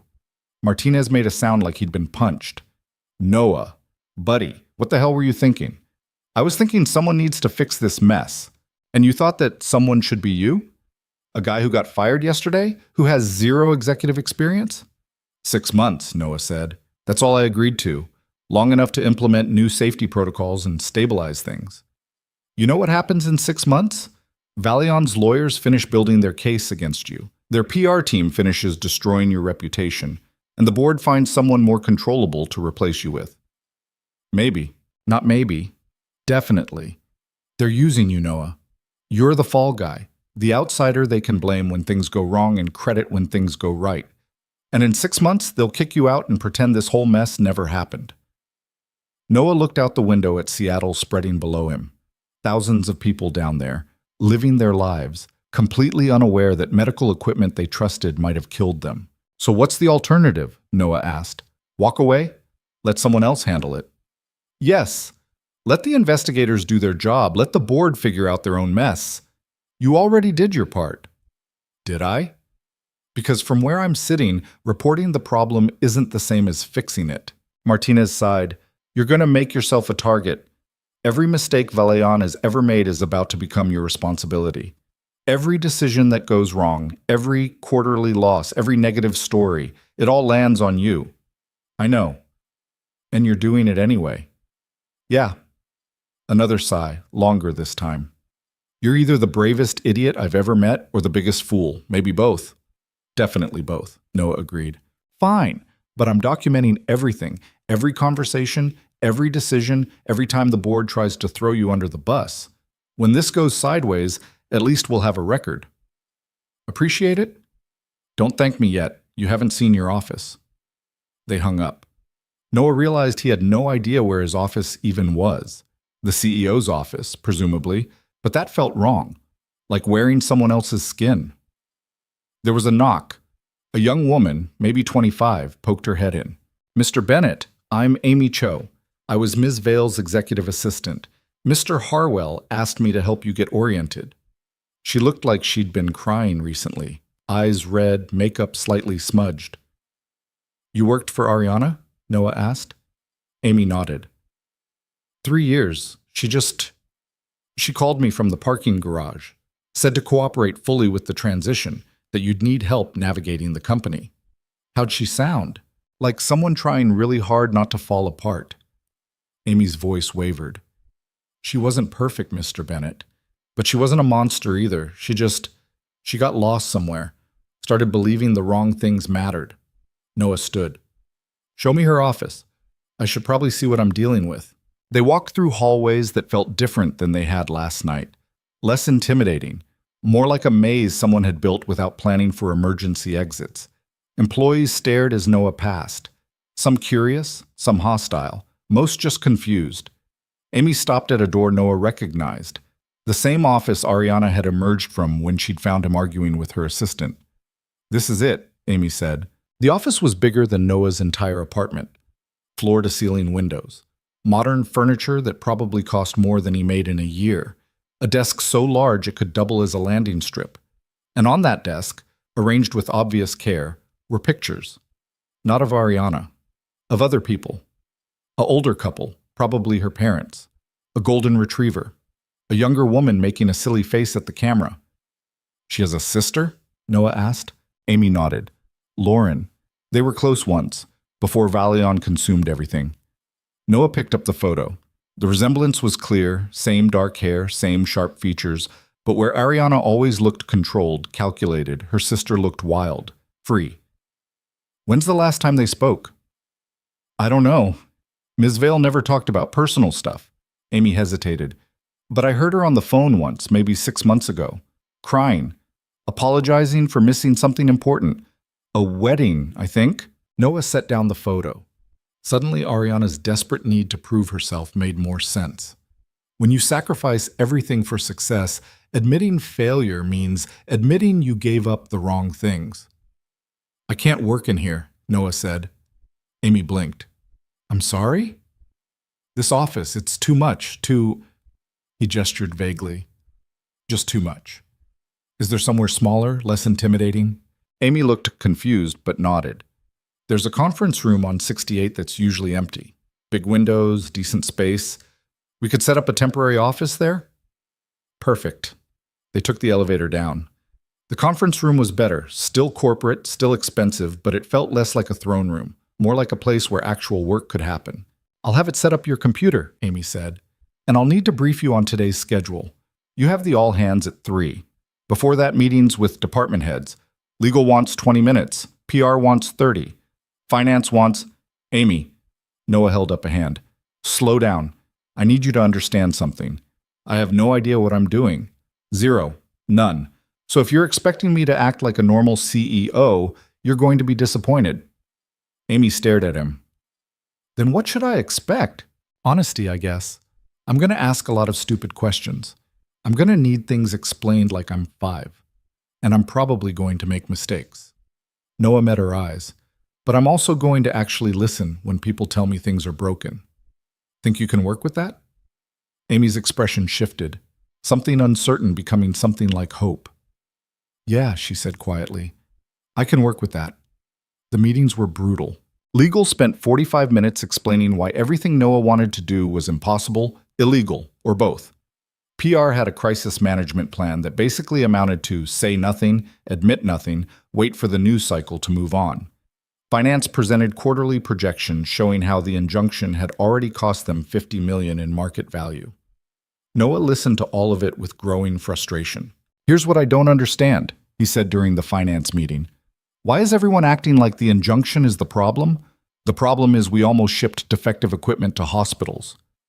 The CFO, a thin man named Warren, who looked like he survived on coffee and stress, blinked at Noah. The injunction is costing us millions per day in delayed shipments. And the lawsuits from dead patients would have cost us what? Billions? The company's reputation? We don't know the equipment would have failed, Warren said carefully. We don't know it wouldn't have. That's the point. We were guessing, hoping, crossing our fingers that small deviations wouldn't matter. Noah leaned forward. How much would it cost to retest the entire batch? Properly this time. Warren pulled up a spreadsheet. Full independent testing? Maybe $2 million, plus another month of delays. Do it. Mr. Bennett, with respect, that's not a decision you can make unilaterally. The board needs to approve expenditures over... The board put me in charge of safety decisions. This is a safety decision. Retest everything. If it passes, we ship. If it doesn't, we scrap it and start over. Warren looked like Noah had suggested burning money for fun. That could set us back an entire quarter. Good. Better late than lethal.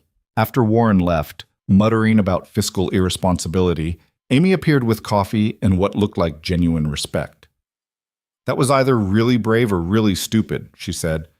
Why not both? Noah took the coffee gratefully. What's next? Department head briefing. You're meeting with quality control, manufacturing, R&D, and sales. They want to understand the new direction. The new direction is we stop shipping things that might kill people. Is that complicated? Amy almost smiled. You'd be surprised. The department heads filed in looking various degrees of defensive, curious, and terrified. Noah recognized a few faces from the investigation. Jessica Chen from manufacturing, who'd confirmed the data manipulation. David Park from quality control, who'd been pressured to sign off on reports he knew were wrong. Let me guess, Noah said. You're all wondering if you're about to get fired. Nervous laughter rippled through the room. I'm not firing anyone, Noah continued, unless you're actively hiding safety issues. Then, yeah, you're gone. But if you were just following orders, trying to keep your job, doing what you thought the company wanted, that's not on you. That's on leadership. That's on me now. You're going to change the whole company culture in 6 months? This from sales, a woman named Keisha, who looked skeptical. No, but I can start. Noah looked around the table. Here's what I know. This company has talented people, smart people, people who care about doing good work. But somewhere along the way, you all got the message that caring about quality was less important than moving fast, that asking questions was dangerous, that the only thing that mattered was hitting targets. Heads nodded around the table. So here's the new message, Noah said. If you see something wrong, report it. If you're not sure something's safe, say so. If you need more time to test properly, take it. And if anyone pressures you to compromise safety for speed, you come directly to me. Even if it costs us money? Jessica Chen asked. Especially if it costs us money. Money comes back, lives don't. David Park spoke up, his voice quiet. Ms. Vale said similar things in the beginning, before the board started pushing for growth, before investors wanted better returns. It's easy to prioritize safety when business is good. What happens when we're fighting for survival again? It was a fair question, the kind of question someone who'd seen promises broken before would ask. Honestly, I don't know, Noah admitted, but I'd rather go bankrupt doing the right thing than get rich cutting corners. And if the board disagrees, they can find another interim CEO. You'd really walk away? Keisha asked. In a heartbeat. I'm here for 6 months. That's it. I'm not building a career. I'm not angling for a permanent position. I'm just trying to fix what's broken and leave this place better than I found it. The room went quiet. Noah couldn't tell if they believed him or thought he was naive. Patricia Monroe, who'd been sitting silently in the corner, spoke up. Mr. Bennett is scheduled for the all-hands meeting in 90 minutes. I suggest we use that time to prepare talking points. No talking points, Noah said. Patricia's eyebrows rose. Excuse me? I'm not reading from a script. I'm just going to talk to people. Answer questions honestly. That's a terrible idea, Patricia said flatly. You have 300 employees who are scared, angry, and looking for someone to blame. You go in there unprepared, they'll eat you alive. Maybe. But at least they'll know I'm not feeding them corporate bullshit. Patricia looked at Amy. Is he always like this? I've known him for 3 hours, Amy said. But yeah, probably. The all-hands meeting was held in Vallion's largest conference space, a room designed to hold 400 people that currently held maybe 300, all of them looking at Noah like he was a bomb that might explode. Patricia had offered him note cards, talking points, a teleprompter. Noah had declined all of it. Now, standing at the front of the room with every eye on him, he was reconsidering that decision. Hi, he started, and his voice echoed weirdly through the speakers. I'm Noah Bennett. Most of you probably know me as the guy who got fired last night. Now I'm the guy who's supposed to run this company for the next 6 months. Life's weird like that. A few uncertain laughs. I'm not going to pretend I know what I'm doing. I don't have an MBA. I've never run a company. Until yesterday, I was a contractor most of you never met. So if you're expecting some polished CEO speech about vision and strategy and synergy, you're going to be disappointed. Noah took a breath. Here's what I know. This company almost shipped defective equipment to hospitals. Not because people didn't care, not because anyone wanted to hurt patients, but because somewhere along the way, we built a system that made it easier to ignore problems than fix them. A system that punished honesty and rewarded silence. He could see people shifting uncomfortably. And that's on leadership. That's on the pressure to grow fast, hit targets, impress investors. That's on creating an environment where speaking up felt dangerous, where doing the right thing could cost you your job.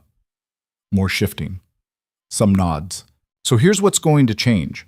Starting now, if you see a problem, you report it. No retaliation, no punishment, no career damage. If you're not sure something's safe, you say so.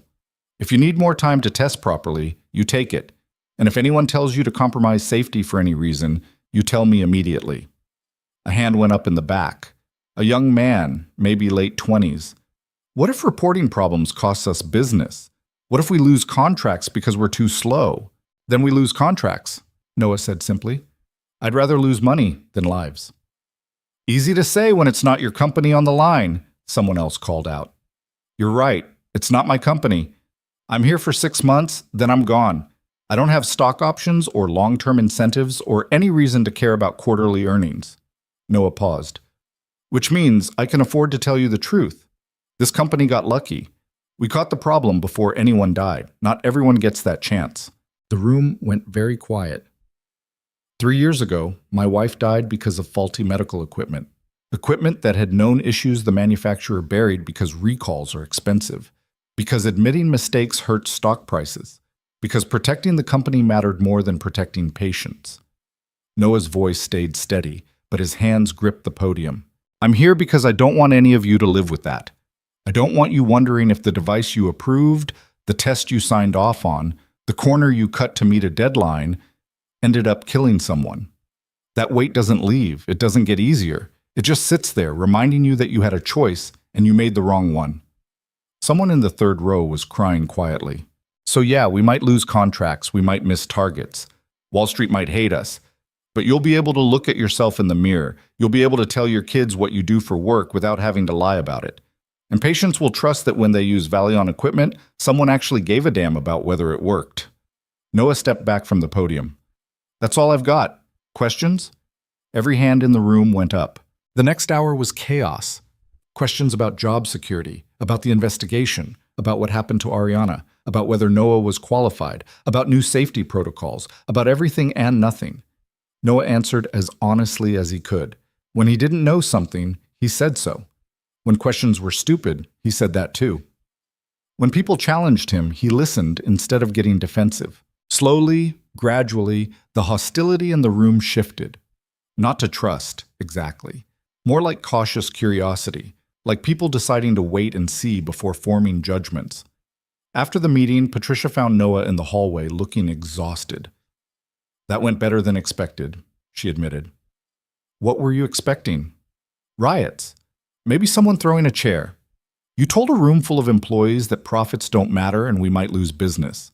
That's not standard CEO messaging. Good. Standard CEO messaging is what got us here. Patricia studied him. You meant it, the thing about walking away. Yeah.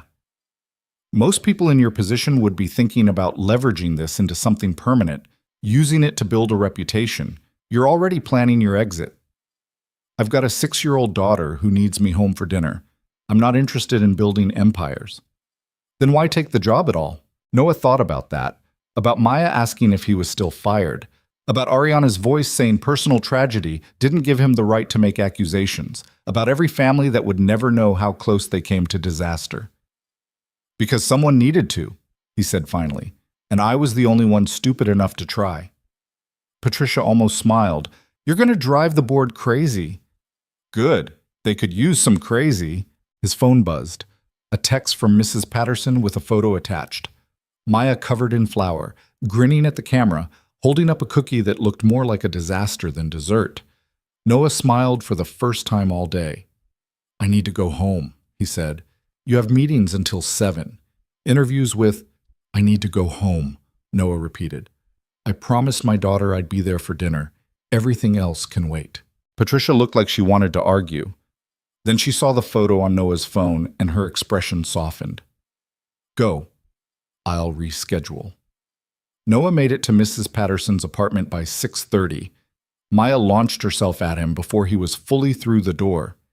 Daddy, we made 17 cookies. Well, 16. I ate one. It was okay. The walnuts were still gross. Noah scooped her up, breathing in the smell of flour and chocolate and pure 6-year-old chaos. Sounds perfect, he said. Mrs. Patterson appeared from the kitchen, wiping her hands on an apron. Saw you on the news, she said. Noah's stomach dropped. Already? Channel 7, you look terrified. I was terrified. Good. Means you understand what you're dealing with. She handed him a container of cookies. Take these. You both look like you could use some sugar. Back in their apartment, Maya chattered about her day while Noah heated up leftover pizza. Something about a game at school, a friend who said mean things, a butterfly she saw on the playground. Normal kid stuff. Beautifully, perfectly normal. Daddy, are you listening? Noah realized he'd been staring into space, pizza forgotten. Sorry, baby. What'd you say? I asked if you're still fired. Right. That. Not exactly, Noah said carefully. It's complicated. Is complicated good or bad? Both, maybe. I have a different job now, for a little while. A better job? Noah thought about the boardroom, about Ariana walking out with her career in ruins, about 300 employees looking at him like he might either save them or destroy them. A harder job, he said. Maya considered this while eating her pizza upside down because 6-year-olds are weird. Is it the job where the mean lady yelled at you? Same company, different job. So the mean lady is your boss now? Actually, I'm kind of her boss, was her boss. It's really complicated. Maya's eyes went wide. You're the boss of the mean lady. I'm the boss of everybody for 6 months. Can you fire people who are mean? If they're mean to patients, yeah. What about mean to daddies? Noah pulled Maya onto his lap. That lady wasn't trying to be mean. She forgot that people are more important than work. Sometimes grown-ups do that. That's dumb. Yeah, baby, it really is. After Maya went to bed, Noah sat in his living room with a beer he wasn't drinking and a laptop showing news coverage he couldn't stop watching. The story was everywhere. Billionaire CEO removed in emergency board meeting. Whistleblower contractor becomes interim CEO. Baleon stock down 23%. Federal investigation ongoing. Potential criminal charges. And there, in every article, was Ariana's picture. Professional headshots from better days, contrasted with grainy parking garage footage of her leaving the building that morning. She looked smaller in those photos, more human.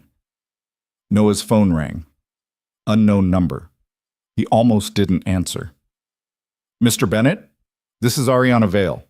Noah sat up straight, beer forgotten. I know I'm probably the last person you want to hear from, Ariana continued, her voice tight. But I wanted to call before my lawyers tell me it's a terrible idea. It probably is a terrible idea, Noah said. Most of my ideas lately have been terrible. Why stop now? A pause. I wanted to say I'm sorry.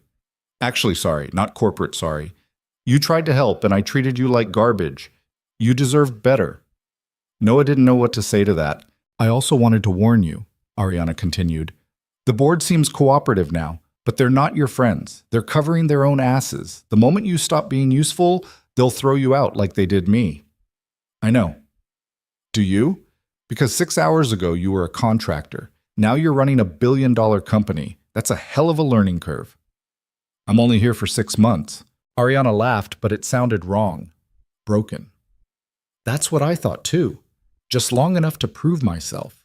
Just until things stabilized. 5 years later, I'd given up everything that mattered. I won't let that happen. Everyone says that, but the job has gravity. It pulls you in, makes you believe you're indispensable, that the company will fall apart without you, that sacrificing your personal life is noble instead of stupid. Her voice wavered. I missed my sister's wedding for a quarterly earnings call. Haven't spoken to my parents in 8 months. Can't remember the last time I had a friend who wasn't on the payroll. Noah thought about Maya sleeping in the next room, about the promise he'd made to her mother. I'm sorry that happened to you, he said quietly. Don't be sorry. Just don't let it happen to you. Ariana took a shaky breath. Your daughter, the one you brought that night. What's her name? Maya. Don't lose her chasing something that doesn't love you back. The company doesn't care. It'll consume everything you give it and ask for more. Your daughter won't. I know. Good. Then you're already smarter than I was. Another pause. For what it's worth, I think you'll do better than I did. You actually give a damn about people. That's rare. Ariana, don't. Don't try to make me feel better. I made my choices. Now I get to live with them. Her voice went harder. Just fix it, okay? Fix what I broke. Make sure those sensors get tested properly. Make sure employees feel safe speaking up. Make sure nobody else has to lose someone because we couldn't be bothered to check our work. I will. Okay, good. The line went quiet for a moment. Goodbye, Noah. Goodbye, Ariana. The call ended. Noah sat there holding his phone, thinking about the woman who'd dismissed him last night and the woman who'd just called to warn him. Two versions of the same person, separated by one catastrophic mistake. He finished his beer and checked on Maya one more time. She was sprawled across her bed, purple rabbit discarded on the floor, completely at peace. Noah picked up the rabbit and tucked it next to her. 6 months, he whispered. Then we go back to normal. I promise. Maya stirred slightly, murmuring something about cookies. Noah's laptop was still open, news coverage still rolling. More interviews, more analysis. More speculation about whether a contractor turned CEO could actually fix Valion's broken culture. Noah closed the laptop. Tomorrow he'd figure out how to be a CEO. Tonight, he was just a dad making sure his daughter was safe. And for now, that was enough. The first real crisis hit on day 3. Noah was in his temporary office, trying to understand a budget report that might as well have been written in ancient Greek when Amy burst through the door without knocking. We have a problem. Noah looked up. Amy's face was pale, and she was holding her tablet like it might explode. What kind of problem? 3 quality control inspectors just walked out, said they're not working under someone who doesn't understand basic manufacturing protocols. 2 more are threatening to follow. Noah set down the budget report, which honestly was a relief. Who's leading this? Marcus Webb. He's been with Valion for 12 years, senior QC inspector. Very respected. Amy hesitated. Very loyal to Ariana. Of course he was. Where is he now? Break room on 65. Word is spreading fast. If we don't handle this quickly, it could turn into a full walkout. Noah stood, ignoring the voice in his head screaming that he had no idea how to handle a workplace rebellion. Let's go talk to him. You're just going to walk down there? You have a better idea? Amy looked like she wanted to argue, but didn't. They took the elevator down in silence. Noah could feel his heart hammering. 3 days into this job and people were already walking out. Martinez had been right. The board had been right. He was in over his head. The break room on 65 was full when they arrived. Maybe 20 people, all clustered around a man in his 50s with graying hair and the kind of posture that came from years of being right about things. Marcus Webb. The room went silent when Noah entered. All eyes turned toward him, and none of them looked friendly. "Mr. Webb," Noah said, "I hear you have some concerns." Marcus crossed his arms. "Concerns? That's corporate speak for, we're about to ignore everything you say." "I don't speak corporate. Try me." "Fine. You want the truth? You have no business running this company. You're a contractor who got lucky finding a problem. That doesn't qualify you to make decisions about manufacturing, quality control, or anything else." A few people nodded agreement. "You're right," Noah said. Marcus blinked. "What?" "You're right. I don't know manufacturing. I don't know half the technical stuff you do. I'm learning as I go, and I'm probably going to make mistakes." The room stayed silent, but now people looked confused rather than hostile. "So here's my question," Noah continued. "If I'm so unqualified, why are you walking out instead of helping me not screw this up?" Marcus's expression hardened.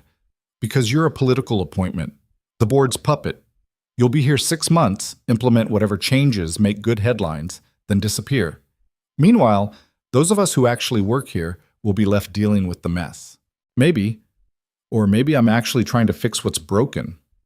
By ordering expensive retests we don't need, by implementing protocols that'll slow everything down, by treating every employee complaint like a federal emergency?" Marcus shook his head.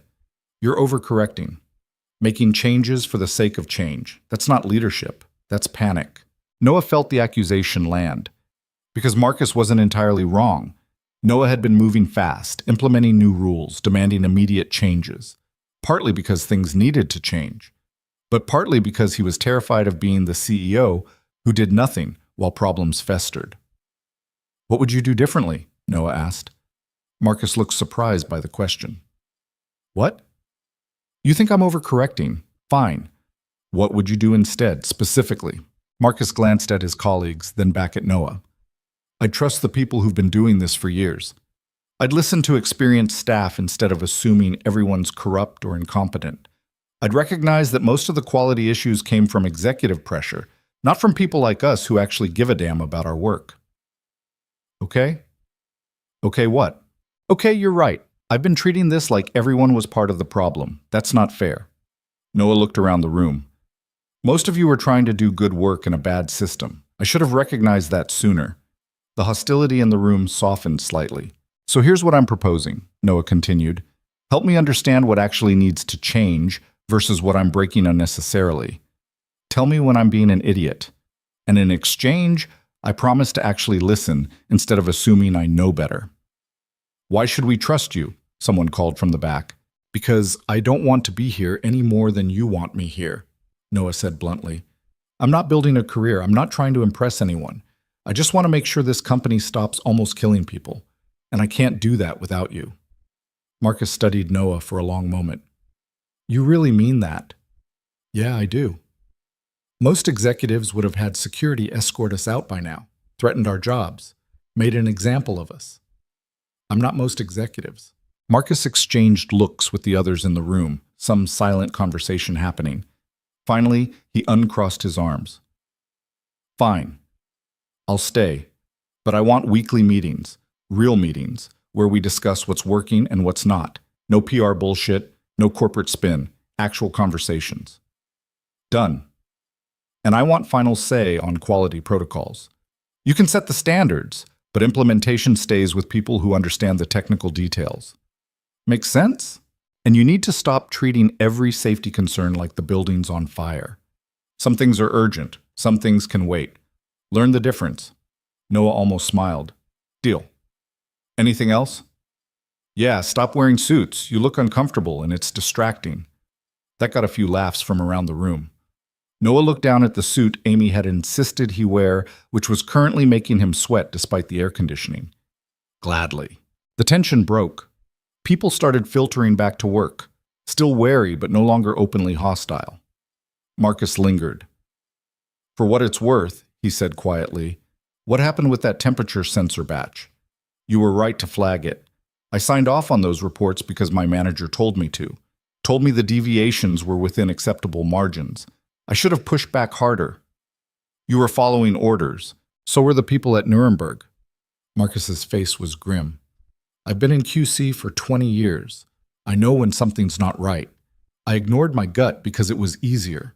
Because questioning things made me look difficult. That's on me. It's on the system that made questioning things dangerous, Noah said. That's what we're trying to fix. Marcus nodded slowly. Just don't forget, systems are made of people. You can change protocols all you want, but if people don't feel safe speaking up, nothing changes. He walked out, leaving Noah standing in an empty break room feeling like he'd just survived round one of something much longer. Amy appeared at his elbow. That went better than expected. Did it? Because I just promised weekly meetings with people who think I'm incompetent. You promised weekly meetings with people who actually know how this company works. That's smart. Noah's phone buzzed. A text from Harwell. Board meeting Friday. Need to discuss progress, or lack thereof. Noah showed Amy the message. She winced. That's not good. What's Friday? Day 5? Day 6. And the board's already getting nervous. Stock's still down. Press is still circling. Investors want reassurance that you're not going to tank the company. I've been here less than a week. Wall Street doesn't care. They want results. Noah thought about the budget report waiting on his desk. The manufacturing delays, the expensive retests. Every decision that was necessary but made the numbers look worse. Set up the meeting, he said. Let's get this over with. Friday came too fast. Noah spent the intervening days drowning in meetings, reports, and decisions he barely understood. Maya asked every night when things would go back to normal. Noah kept promising soon, knowing it was a lie. Mrs. Patterson was a saint. She'd taken over most of the child care, insisting it was no trouble, that Maya was a delight. But Noah saw the worry in her eyes, saw how Maya clung a little tighter when he dropped her off each morning. Daddy, you're tired all the time now, Maya said Thursday night. I know, baby, I'm sorry. Is it because of the mean lady's job? It's because grown-up jobs are complicated. Maya considered this while arranging her stuffed animals in some elaborate hierarchy, only she understood. When I grow up, I'm going to have an easy job, like being a princess or astronaut. Astronaut is actually really hard, sweetheart, than just princess. Noah pulled her close, breathing in the smell of her strawberry shampoo. You can be whatever you want, as long as you're happy. Are you happy, Daddy? The question hit harder than it should have. Was he happy? Stressed, terrified, overwhelmed, sure. But happy? I'm happy when I'm with you, Noah said, which was true enough. Friday's board meeting was smaller than the last one. Just Harwell and 4 other board members, plus Warren from finance and Patricia from HR. No lawyers this time, no investigators. Just the people who controlled Noah's immediate future. Let's talk numbers, Harwell said without preamble. Stock is down 28% since the announcement. Investors are spooked. 2 major hospital contracts are on hold pending investigation outcomes. And we've spent $4 million on retests and audits in less than a week. He looked at Noah. Convince me this isn't a disaster.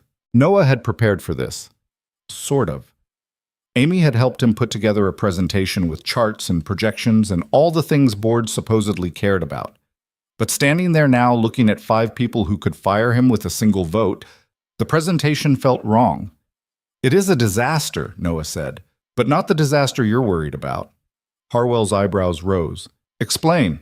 You're worried about stock prices and contracts and quarterly losses. Those are real problems. But the actual disaster is that this company was days away from killing people. That's the story. That's what matters. The market doesn't care about what almost happened, one of the other board members said. They care about actual results. Then let's give them results, Noah said. The retest found 87 sensors with deviations outside acceptable margins. 87 devices that would have failed in the field, some by a little, some by a lot, but all of them wrong. He pulled up a slide showing the test results. If we'd shipped those sensors and even one of them failed in a critical application, we'd be facing wrongful death lawsuits, criminal negligence charges, a recall that would cost hundreds of millions, complete destruction of our reputation.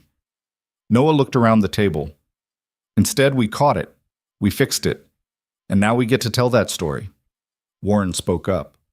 We also get to tell the story about how it happened in the first place. That's not great PR. No, it's not, but it's honest.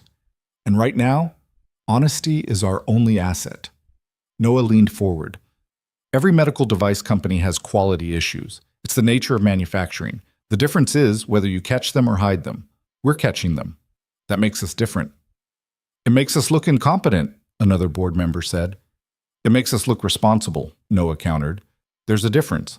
Harwell was watching Noah with an unreadable expression. What's your plan for the next 6 months? Keep testing, keep auditing, keep making it safe for employees to report problems. Rebuild trust internally and externally, and stop chasing growth at the expense of quality. That's going to hurt profits. Short term, yeah, long term, it saves the company. You sound very certain for someone with 6 days of executive experience. Noah met Harwell's eyes. I'm certain that doing the right thing eventually pays off.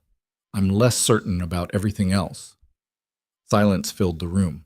Noah couldn't tell if he'd convinced them or confirmed every doubt they had. Finally, Harwell spoke. The board appreciates your candor, Mr. Bennett, but candor doesn't pay dividends. We need concrete improvements, measurable results, something to show investors that this situation is under control. Give me 30 days, Noah said. 1 month.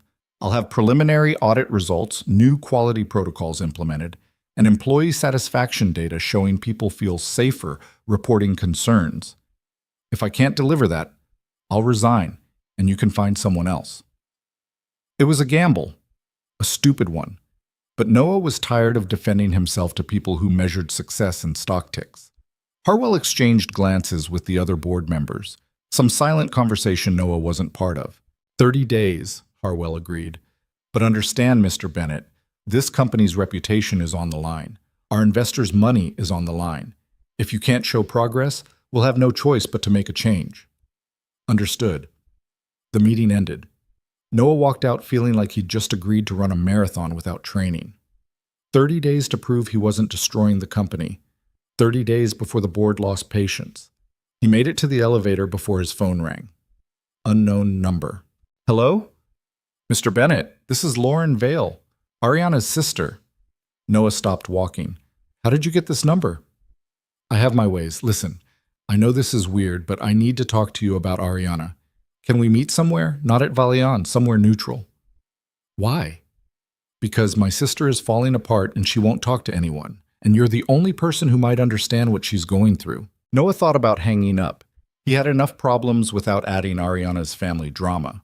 But he remembered the photo on her desk. The 2 sisters, close once, before Valion consumed everything. There's a coffee shop 2 blocks from Valion, Noah said, Rosie's. I can be there in 20 minutes. Thank you.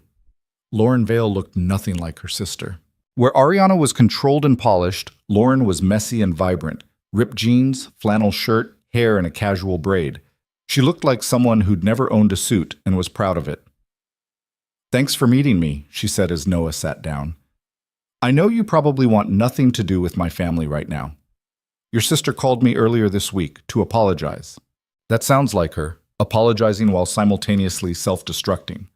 Lauren's smile was sad. Has she contacted you since? No. She won't. Ariana doesn't do vulnerability well. One moment of honesty is about her limit before the walls go back up. A waitress appeared. Noah ordered coffee. Lauren already had something complicated and foamy. So why am I here? Noah asked. Because Ariana is holed up in her apartment refusing to see anyone. Won't answer calls, won't respond to messages. Her lawyer says she's not cooperating with legal strategy. Her therapist says she canceled her appointment, and I'm worried she's going to do something stupid. Noah's stomach tightened. Stupid how? I don't know. That's what scares me. Ariana's whole identity was wrapped up in being CEO, in being successful, in proving she could build something from nothing, and now that's gone. I don't know who she is without it. She's still herself. Is she? Because the sister I knew before Valion was different, softer, more human. The company changed her, made her harder, made her believe success was the only thing that mattered. Lauren looked at Noah, and now she's lost that, and I think she's realizing how much she gave up to get it. Noah thought about Ariana's voice on the phone, the warning about not losing Maya, the raw honesty that had felt like watching someone bleed. "What do you want from me?" he asked. "Talk to her.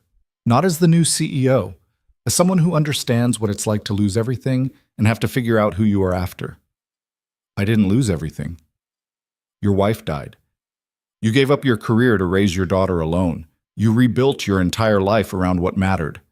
Lauren's eyes were fierce. "That's losing everything and choosing what to keep. Ariana needs to learn how to do that. She won't listen to me. I'm the guy who destroyed her career." "No, you're the guy who told the truth when she wouldn't. That's different." Noah's coffee arrived. He wrapped his hands around the mug, feeling the warmth, buying time to think. "Even if I wanted to help, I don't know what I'd say. I'm barely holding my own life together." "Just be honest with her, that's all. No judgment, no corporate platitudes, just one person who's been broken talking to another person who's breaking." Noah thought about Maya, about the promise to be home for dinner, about all the reasons this was a terrible idea. "Give me her address," he said. Ariana's apartment was in a building that screamed expensive. Doorman, marble lobby, the kind of place where monthly rent cost more than Noah's annual salary used to. The doorman looked at Noah suspiciously. "I'm here to see Ariana Vale. Ms. Vale isn't accepting visitors. Tell her Noah Bennett is here. She'll see me." The doorman made a call, his expression growing more surprised. "You can go up, 15th floor, apartment 1504. The elevator was nicer than Noah's entire apartment. When the doors opened, Ariana was standing in her doorway. She looked terrible. No makeup, hair uncombed, wearing sweatpants and an old college t-shirt. Nothing like the polished CEO from a week ago. "Lauren called you," she said. "Yeah. I told her not to. She's worried about you." Ariana stepped back, letting Noah enter. The apartment was stunning. Floor-to-ceiling windows, modern furniture, art that probably cost more than a car, and absolutely sterile. Like a hotel room. Nothing personal except those same photos from her office, now arranged on a shelf. "You want something to drink?" Ariana asked. "I'm good." They stood there awkwardly. Noah in his jeans and jacket, Ariana in her sweatpants, both of them unsure how to navigate this. "You didn't have to come," Ariana said finally. "Your sister seemed to think you needed someone to talk to." "And you're that someone? The guy whose life I tried to ruin?" "You didn't try to ruin my life. You just dismissed me. There's a difference." Ariana laughed, but it came out bitter. "Ever the generous one. No wonder the board loves you." "The board tolerates me. Barely. I've got 30 days to prove I'm not destroying the company." That got Ariana's attention. "They're already threatening to remove you?" "Not threatening, just making expectations clear." Ariana shook her head. "That's how it starts. 30 days becomes 60, becomes 6 months. Always one more deadline, one more milestone, until you wake up 5 years later and realize you have no life outside the job." She moved to the window, looking out at Seattle. "I had coffee with my sister this morning. First time in 8 months. You know what she said? She barely recognized me. Said I looked like someone wearing Ariana's face. Maybe she's right. Maybe she is. I don't even know anymore." Ariana's voice cracked slightly. "I spent 5 years becoming someone I thought I needed to be. Strong, decisive, unwavering. And it worked. I built Valion into something successful, something that mattered, but I lost myself in the process." Noah joined her at the window. "So find yourself again." "It's not that simple." "Why not?" "Because I don't know who that person is anymore. Before Valion, I don't know. Someone's sister, someone's daughter, someone trying to figure out life. Now I'm just the CEO who got fired for ignoring safety concerns. That's my whole identity. That's one part of your story. It doesn't have to be the whole thing." Ariana looked at him. "How did you do it? After your wife died, how did you rebuild?" Noah thought about those first terrible months. The grief, the fear, the absolute certainty that he'd never feel whole again. I didn't rebuild, he said honestly. I just kept going. For Maya. Because she needed me. And somewhere along the way, I realized that being her dad was enough, that I didn't need to be anything else. That sounds peaceful. It's not. Most days I feel like I'm failing at everything. But at least I know what matters. Ariana was quiet for a long moment. I missed my sister's wedding for a board meeting. Did she tell you that? She mentioned it. It was a Zoom meeting, could have rescheduled, could have dialed in from the reception, but I told myself the company needed me there in person, that family would understand. Her voice went rough. Lauren got married and I wasn't there. That's the kind of person I became. So be a different person now. Just like that? Not just like that, but starting today. Call your sister back. Go to dinner with your parents. Do something that has nothing to do with work or success or proving anything to anyone. And then what? I don't know. Figure out what makes you happy beyond a title. Ariana turned away from the window. You know what's funny? I spent 5 years building Valion, sacrificed everything for it, and it took less than 12 hours for the board to erase me like I never existed. New CEO, new direction. Ariana who? That's how corporations work. They're not people. They don't love you back. Apparently I needed to learn that the hard way. Noah's phone buzzed, a text from Mrs. Patterson. Maya's asking when you'll be home. Told her soon, but she's getting worried. He showed Ariana the message. She almost smiled. You should go. Your daughter needs you. Will you be okay? Honestly, I don't know, but I'll be something. That's better than nothing. Noah headed for the door, then paused. For what it's worth, you weren't all wrong. Valion needed someone strong, someone willing to make hard decisions. You built something real. I built something broken. You built something fixable. That's not nothing. Ariana walked him to the door. She looked smaller somehow, less like the CEO who'd dismissed him and more like someone still figuring out who she was. Noah, she said as he stepped into the hallway. Thank you for not hating me. I never hated you. I just disagreed with your priorities. Same thing, in my experience. Then your experience was limited. Noah took the elevator down, feeling like he'd just had a conversation that mattered more than any board meeting. His phone rang before he hit the lobby. Harwell. We need to talk, Harwell said. There's been a development. Noah's stomach dropped. What kind of development? The kind that happens at 9 p.m. on a Friday. Get back to the office. Now. The executive floor was chaos when Noah arrived. People everywhere, all looking stressed and urgent. Amy met him at the elevator. What's happening? Noah asked. Anonymous tip came in through our ethics hotline. Someone claiming there's more data manipulation. Not just the temperature sensors. Multiple product lines over the last 3 years. Noah felt the floor tilt slightly. How credible? Credible enough that legal wants an immediate internal investigation. Credible enough that if it leaks to the press, we're looking at a complete meltdown. They reached the conference room. Harwell was there, along with Warren, Patricia, and 3 people Noah didn't recognize. Lawyers, probably. Mr. Bennett, Harwell said grimly, we have a problem. So I hear.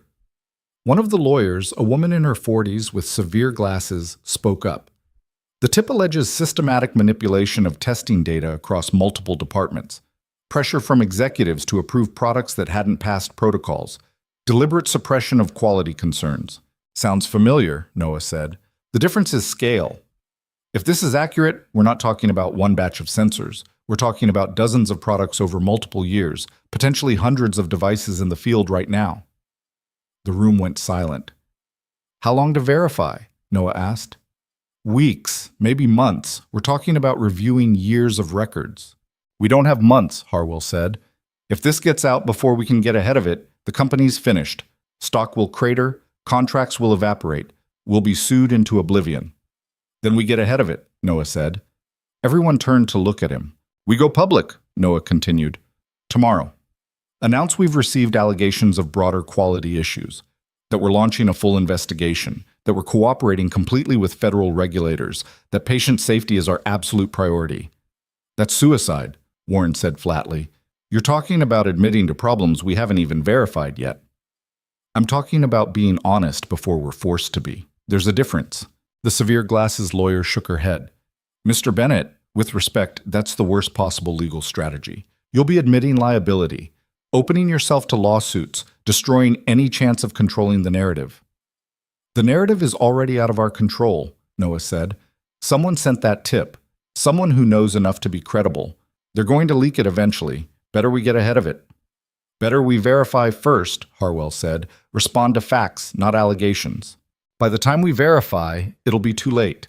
The story will be Valion knew and hid it, instead of Valion discovered and disclosed it. You're risking the entire company on a maybe. I'm accepting that the company's already at risk and choosing transparency over cover-up. The room erupted in argument. Lawyers talking over Warren, talking over Patricia, talking over Harwell. Everyone with an opinion, everyone certain they were right. Noah's phone buzzed, another text from Mrs. Patterson. Maya fell asleep waiting for you. She cried a little first. Just thought you should know. Something in Noah's chest cracked.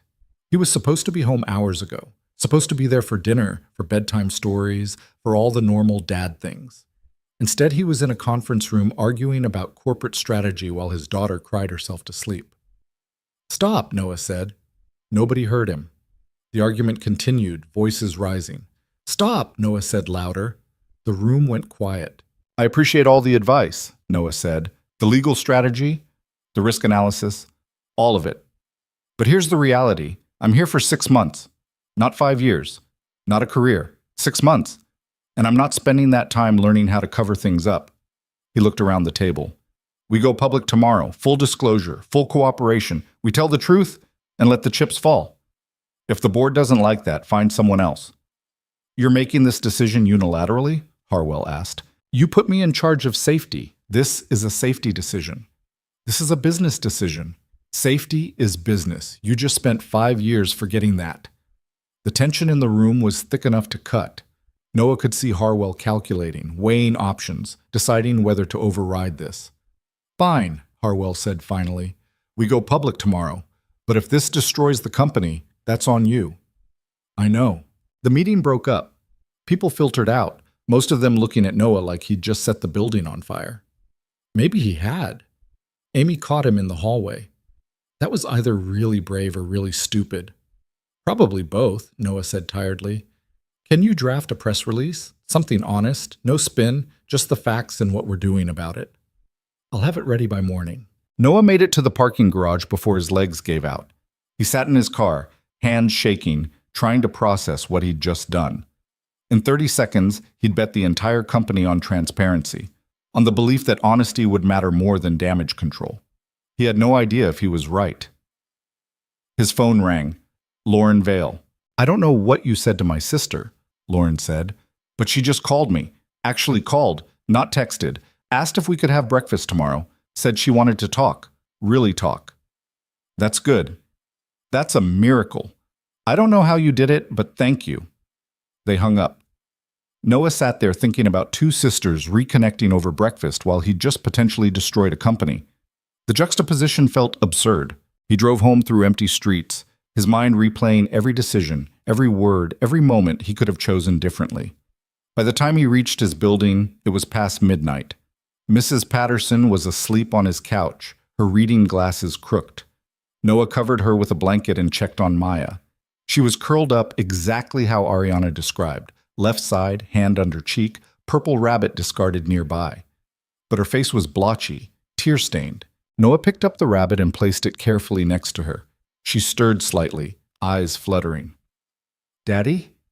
Hey, baby, I'm home. You're late. I know, I'm sorry. Maya's eyes were already closing again. You're always sorry now. The words hit like a punch. Because she was right. He was always sorry, always late, always choosing the company over her, even though he swore he wouldn't. I love you, Noah whispered. Love you too, Maya mumbled, already drifting back to sleep. Noah sat there watching her breathe, thinking about promises he'd made and promises he was breaking. About the difference between doing the right thing and doing the right thing for the people who mattered most. Tomorrow the press release would go out. Tomorrow the company might implode. Tomorrow he'd find out if transparency was actually a strategy or just another word for suicide. But tonight, he was just a dad who'd made his daughter cry. and no amount of corporate heroism could fix that. Noah woke up at 6 a.m. to his phone exploding.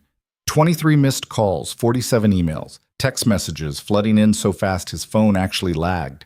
He grabbed it, heart pounding, certain something had gone catastrophically wrong. The first message was from Amy. Press release went out at 5 a.m. Every major outlet picked it up. You need to see this. She'd attached a link. Noah clicked it with shaking hands. The headline read, Valion CEO admits broader quality failures, vows complete transparency. Below it, the press release he'd approved last night. Simple, direct, honest to the point of being brutal. They'd received credible allegations of systematic quality failures. They were launching an immediate internal investigation. They were cooperating fully with federal regulators. Patient safety was their absolute priority, regardless of cost. The article quoted industry analysts calling it either admirably honest or corporate suicide. Wall Street hadn't opened yet, but futures trading suggested Valion stock was about to crater. Noah's phone rang. Harwell. Have you seen the coverage? Harwell asked without preamble. Yeah. Our stock is going to drop 30% when markets open, maybe 40%. Investors are panicking. 2 board members are calling for your immediate removal. Noah waited for the hammer to fall. And 3 are saying it's the most honest thing any CEO has said in a decade, Harwell continued. So we're split, which means you get to keep your job. For now. Appreciate the vote of confidence. Don't. This isn't confidence. This is chaos. But at least it's honest chaos. Harwell paused. The press wants statements, interviews. You're going to need to go on camera and explain this. When? This afternoon. I'm setting up interviews with major outlets, business channels, industry press. You're going to spend the day defending this decision. Noah thought about Maya, about another day of broken promises. I need to be home by 5, he said. The interviews will run until 7 at least. Then they run without me. I promised my daughter I'd be home for dinner. I'm keeping that promise. Mr. Bennett, this is a corporate crisis. You can't just... 5 o'clock, Mr. Harwell. Not negotiable. Silence on the line. Then, surprisingly, Harwell laughed. You're either going to save this company or destroy it. I genuinely don't know which. Makes 2 of us. Noah managed to get Maya fed and off to school before the real circus started. She'd been quiet at breakfast, picking at her cereal. You're leaving again today, she'd said. Not a question. A statement. I have to, baby, but I promise I'll be home for dinner. Real promise this time. You said that yesterday. The accusation in her voice hurt worse than any board meeting. I know, and I'm sorry I broke it, but today's different. Today, I'm keeping it. Maya had looked at him with those big eyes that saw too much. Mommy used to promise things too. Then she died and couldn't keep them. Noah's breath caught. They didn't talk about her mother often. Maya had been 3 when it happened. Her memories were fragments, feelings more than facts. I'm not going to die, sweetheart. You don't know that. Nobody knows that. She was right, of course. Nobody knew anything. Life was just a series of promises you hoped you could keep and apologies for when you couldn't. You're right, Noah said quietly. I can't promise I won't die. But I can promise I'll try really hard to be here, to keep showing up, to do my best. Is your best good enough? There it was, the question he'd been asking himself for 3 years. I don't know, Maya, but it's all I've got. She'd hugged him then, fierce and tight, before grabbing her backpack and heading out the door with Mrs. Patterson. Noah stood in the empty apartment feeling like he'd just failed a test he didn't know he was taking. The office was madness when he arrived. Reporters camped outside. Security doubled, employees either avoiding eye contact or stopping Noah in hallways to say thank you or tell him he was an idiot, or both. Amy had cleared his calendar except for the press interviews, which apparently started in an hour. Do I need to prepare anything? Noah asked.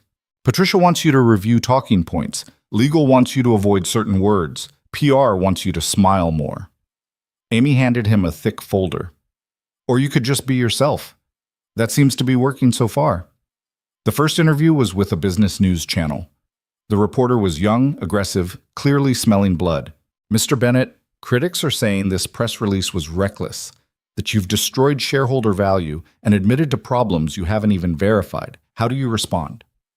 They're right, Noah said. I did admit to problems we haven't fully verified, because waiting to verify them would have meant hiding them. And I'm not interested in hiding things. Even if it costs investors millions? Even then, investors knew medical devices came with risks. They just didn't know the risks were being buried. Now they do. That's uncomfortable, but it's honest. Some are calling for your resignation, saying you're unqualified for this position. They're also right. I am unqualified. I've been CEO for less than 2 weeks. I don't have an MBA. I don't know corporate strategy. What I do know is the difference between right and wrong, and burying safety concerns is wrong. The reporter blinked, apparently not expecting agreement. So you admit you're unqualified? I admit I'm learning, but I'd rather be an honest learner than an experienced liar. The second interview went similarly. And the third. By the fourth, Noah had stopped caring what he was supposed to say and just said what he thought. Yes, the company had problems. Yes, they'd hidden them. Yes, it was going to cost money and time and reputation to fix them. But fixing them was still better than the alternative. Between interviews, Amy kept him updated on the fallout. Stock was down 38%. 3 major investors had demanded emergency board meetings. Employee message boards were split between praising Noah's honesty and predicting the company's collapse. And then, around 2 p.m., something unexpected happened. A hospital in Oregon issued a statement praising Valeon's transparency, saying they appreciated the honesty, that they'd rather work with a company that admitted mistakes than one that hid them. Within an hour, 2 more hospitals made similar statements, then a major medical association, then patient advocacy groups. The narrative started shifting. What had been corporate suicide that morning was becoming radical transparency by afternoon. Business analysts who'd predicted disaster started grudgingly admitting that maybe, possibly, honesty might actually be a viable strategy. Harwell called at 3:30. Stocks starting to recover, still down 30%, but the bleeding stopped. Major investors are still angry, but they're listening, and we're getting calls from hospitals wanting to know more about our new quality protocols. So we're not dying? We're not thriving, but we're not dying. That's something. I'll take it. The board wants another meeting Monday. They'll want to discuss long-term strategy, sustainability, whether this transparency approach can actually work beyond crisis management. Tell them I'll be there. Noah hung up and checked his watch. 4:15. If he left now, he could make it home by 5. Keep his promise to Maya. Amy, cancel the rest of the interviews. There are 3 more scheduled. Cancel them. I'm going home. But my daughter thinks I'm going to die and leave her like her mother did. I need to prove I'm still here. Everything else can wait. Amy studied him for a moment, then nodded. Go. I'll handle it. Noah made it home at 4:58. Maya was at the kitchen table doing homework, Mrs. Patterson hovering nearby. She looked up when Noah walked in, and her eyes went wide. You came home. I promised. Maya launched herself at him, homework forgotten. Noah caught her, holding tight, feeling her small body shake slightly. I thought you'd be late again, she whispered. Not today, baby. Today I kept my promise. Mrs. Patterson quietly gathered her things and left. Noah and Maya stayed there in the kitchen, holding each other, neither quite ready to let go. Can we make dinner together? Maya asked. Like we used to? Yeah, what do you want to make? Spaghetti. With the sauce that gets everywhere. They made spaghetti. It got everywhere. Sauce on the walls, on their clothes, somehow on the ceiling.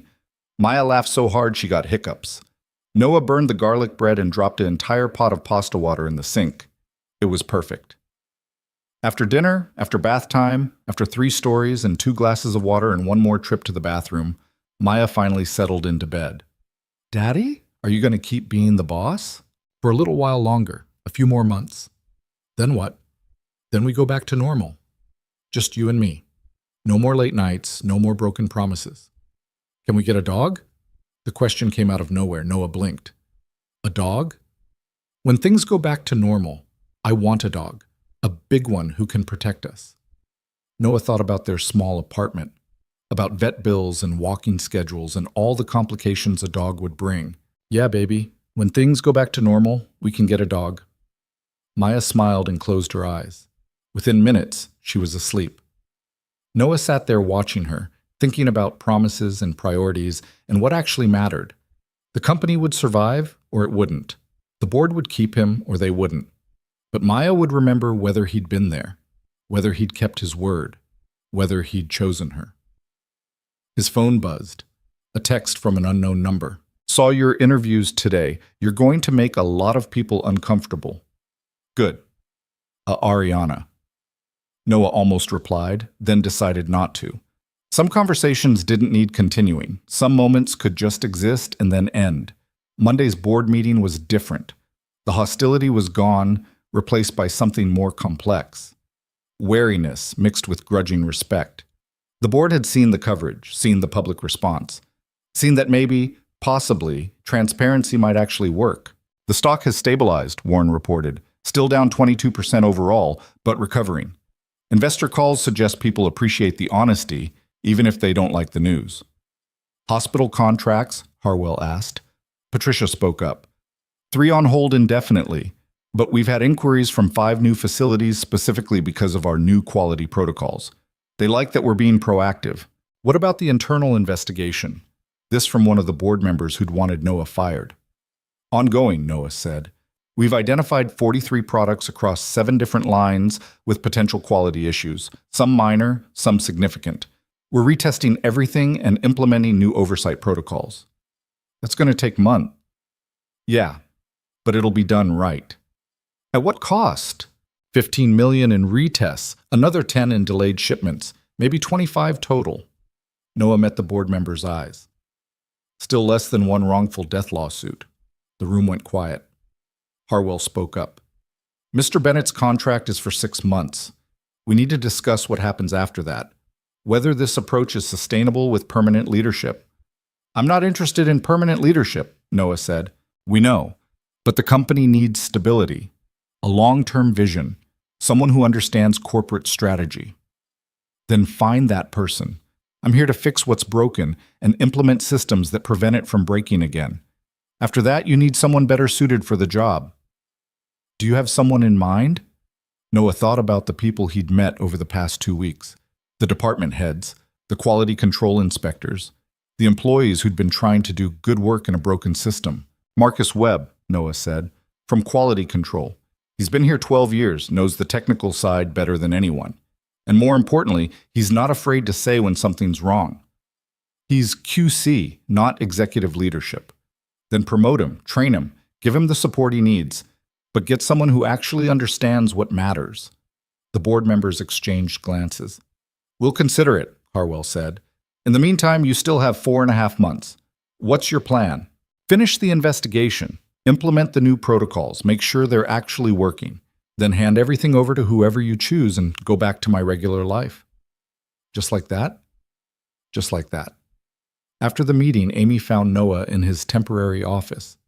You really meant it, about leaving. Yeah. Most people would leverage this into something permanent, a better position, more money. I don't want more money. I want my life back. Amy smiled sadly. That's why you're good at this. You're not trying to be anyone. You're just being yourself and letting the chips fall. Is that a compliment or an insult? Both, probably. The next 4 months weren't easy. The investigation uncovered more problems than Noah wanted to find. Some were minor calibration issues. Others were serious design flaws that had been overlooked or ignored. Every discovery meant more delays, more costs, more difficult conversations with investors and hospitals and regulators. But slowly, painfully, things improved. Employee surveys showed people felt safer reporting concerns. Quality metrics improved. Hospital feedback became more positive. The stock recovered to within 10% of its original value. Not perfect, but stable. Noah worked 3 days a week from the office and 2 from home, usually with Maya doing homework at his makeshift desk. Board meetings became less hostile, more collaborative. Marcus Webb accepted the promotion to Vice President of Quality and Operations, with the understanding he'd be groomed for CEO. And Ariana Vale disappeared from the news cycle entirely. Noah heard through Lauren that she'd taken a job teaching business ethics at a small college, that she was seeing her family regularly, that she seemed happier, or at least less destroyed. He never reached out. Some connections existed to serve a purpose and then ended. That was okay. The last day arrived with less fanfare than Noah expected. There was a small gathering in the conference room, cake, awkward speeches. Amy cried a little. Marcus shook Noah's hand and thanked him for trusting someone without an MBA. Patricia gave him a coffee mug that said, "World's Okayest CEO." "It's perfect," Noah said. Harwell pulled him aside before he left. "You did something remarkable here," Harwell said. "You made people care about doing the right thing. That's rare." "I just told the truth. That shouldn't be remarkable." But it is. And that says more about the business world than either of us probably want to admit. Harwell extended his hand. "Thank you, Noah, for saving this company from itself." They shook. Noah grabbed his box of personal items, which wasn't much, and headed for the elevator. On the way down, he passed the same security guard who'd checked him in that first day. "Heading out for good?" the guard asked. "Yeah. For what it's worth, you did good. My wife works in QC. She says people actually listen now when she raises concerns. That matters." "Thanks." Noah made it to the parking garage before the weight of it all hit him. 6 months. 6 impossible, exhausting, terrifying months. And somehow, against every odd, he'd actually done it. He sat in his car and called Maya's school. "Hi, this is Noah Bennett. I'm calling to let you know I'll be picking up my daughter every day from now on." "Yes, every day." "No, I don't need aftercare anymore. I'll be there at 3. The school secretary sounded surprised but pleased. Noah hung up and just breathed for a minute. It was over. Actually over. He could go back to being just a dad. Just Noah. No more board meetings, no more press interviews, no more impossible decisions about other people's lives. His phone buzzed one last time. A text from a number he'd deleted but still recognized. "Heard today was your last day. Congratulations on getting your life back. Use it better than I used mine." Noah stared at the message for a long moment, then typed back. "Already planning on it. Good luck with the teaching." He deleted the thread and drove home. Maya was at Mrs. Patterson's when he arrived, working on an art project that involved more glitter than any human should possess. "Daddy, you're early." "Not early, right on time. And guess what? From now on, I'm picking you up from school every single day." Maya's face lit up. "Every day?" "Every day." "Can we still get a dog?" Noah laughed. "Yeah, baby, we can still get a dog." 2 weeks later, they adopted a mutt from the shelter. Part golden retriever, part something else entirely, all enthusiasm and slobber. Maya named him Biscuit. He immediately destroyed Noah's favorite shoes and ate half the couch. Noah didn't even care. They fell into a rhythm. School pickup, homework, dog walks, dinner together every night, weekend trips to parks and museums and anywhere Maya wanted to go. Normal life, beautiful, boring, normal life. One Saturday afternoon, about a month after leaving Valion, Noah ran into Ariana at a farmer's market. She looked different, jeans and a sweater, hair down, no makeup. More like the sister in the photo than the CEO who'd dismissed him. "Noah," she said, surprised. "Ariana, how's the teaching?" "Weird, good weird. I'm terrible at it, but I'm learning." She smiled, and it looked genuine. "How's civilian life?" "Perfect. Absolutely perfect." They stood there awkwardly, two people whose lives had collided catastrophically and then diverged. "I saw the latest reports," Ariana said. "Valion's quality metrics are the highest in the industry now. Marcus is doing well." "He is. He actually cares about the work, not just the title." "Must be nice." No bitterness in her voice, just observation. "I cared about the title so much I forgot about the work. Took losing everything to remember what mattered." "And what's that?" Ariana looked around the market, at families shopping, kids laughing, people just living their lives without the weight of corporate warfare. "This," she said simply, "just being human. It's enough." "Yeah," Noah agreed. "It is." They said goodbye. Noah watched her walk away, thinking about the complicated ways people learned and changed and sometimes became better versions of themselves. Maya tugged his hand. "Was that the mean lady?" "That was Ariana. She's not mean anymore. Just trying to figure things out." "Like you did?" "Yeah, baby, like I did." They bought vegetables and fresh bread and cheese that Biscuit would probably try to eat. Normal Saturday things. Nothing dramatic, nothing life-changing, just life. That night, after Maya was asleep and Biscuit was sprawled across the couch like he owned it, Noah sat by the window looking at the city. Somewhere out there, Valion was still operating. Marcus was probably working late. The board was probably arguing about quarterly projections. The machine kept running, but Noah wasn't part of it anymore. He'd walked into that company to stop people from dying. He'd stayed long enough to fix what was broken, and then he'd left before the job could consume him like it had consumed Ariana. He thought about his wife sometimes, about the promise he'd made at her funeral, that her death would mean something, that he'd make sure no other family went through what they'd gone through. He'd kept that promise. Not perfectly, not without mistakes, but he'd kept it. And now he could keep the promises that mattered more, to be there for Maya, to show up, to choose the small, important moments over the big, impressive ones. His phone buzzed. A news alert about Valion announcing record safety compliance scores. The article mentioned Noah's tenure briefly, crediting his transparency initiative with changing the culture. Noah closed the alert without reading further. That was someone else's story now, someone else's achievement. He'd played his part and exited stage left, which was exactly what he'd intended. Maya appeared in the doorway, rubbing her eyes. "Daddy, I had a bad dream." Noah scooped her up, carrying her back to bed. "Want to talk about it? You left and didn't come back." "I'm here, baby. I'm not going anywhere." "Promise?" Noah thought about all the promises people make and break, about the difference between promising to be perfect and promising to try. "I promise I'll always do my best to be here. And when I mess up, I promise I'll say sorry and do better. Okay?" Maya considered this, then nodded. "Okay." She fell back asleep quickly, her hand gripping his shirt. Noah stayed there until his arm went numb, unwilling to move, unwilling to risk waking her. This was what mattered. Not board meetings, not stock prices, not saving companies or being heroes. Just being there. Just showing up. Just loving someone enough to keep choosing them over everything else. Outside, the city kept moving. Companies rose and fell. People succeeded and failed and learned and grew. The world turned indifferent to individual stories. But in this small apartment, with his daughter sleeping peacefully and his dog snoring on the couch, Noah had everything that mattered. He'd walked into a corporate war carrying his sleeping child and walked out with his integrity intact. He'd told the truth when lies were easier. He'd chosen transparency over self-preservation. He'd fixed what was broken and left before the fixing consumed him. And now he was just a dad again. Just Noah. Making dinner and walking the dog and showing up for school pickups. Some people would call that ordinary.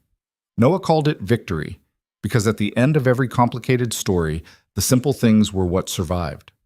Love, presence, promises kept. The choice to show up, even when it was hard, especially when it was hard. Ariana had learned it too late, but at least she'd learned it. The company didn't love you back. Success without humanity was just expensive emptiness. And the people who mattered most were usually the ones waiting at home, hoping you'd remember to come back. Noah had remembered. He'd come back, and he wasn't leaving again. Years later, when people asked Maya about her dad, she wouldn't talk about the CEO who'd saved Valion Medical Systems. She wouldn't mention the whistleblower or the board meetings or any of it.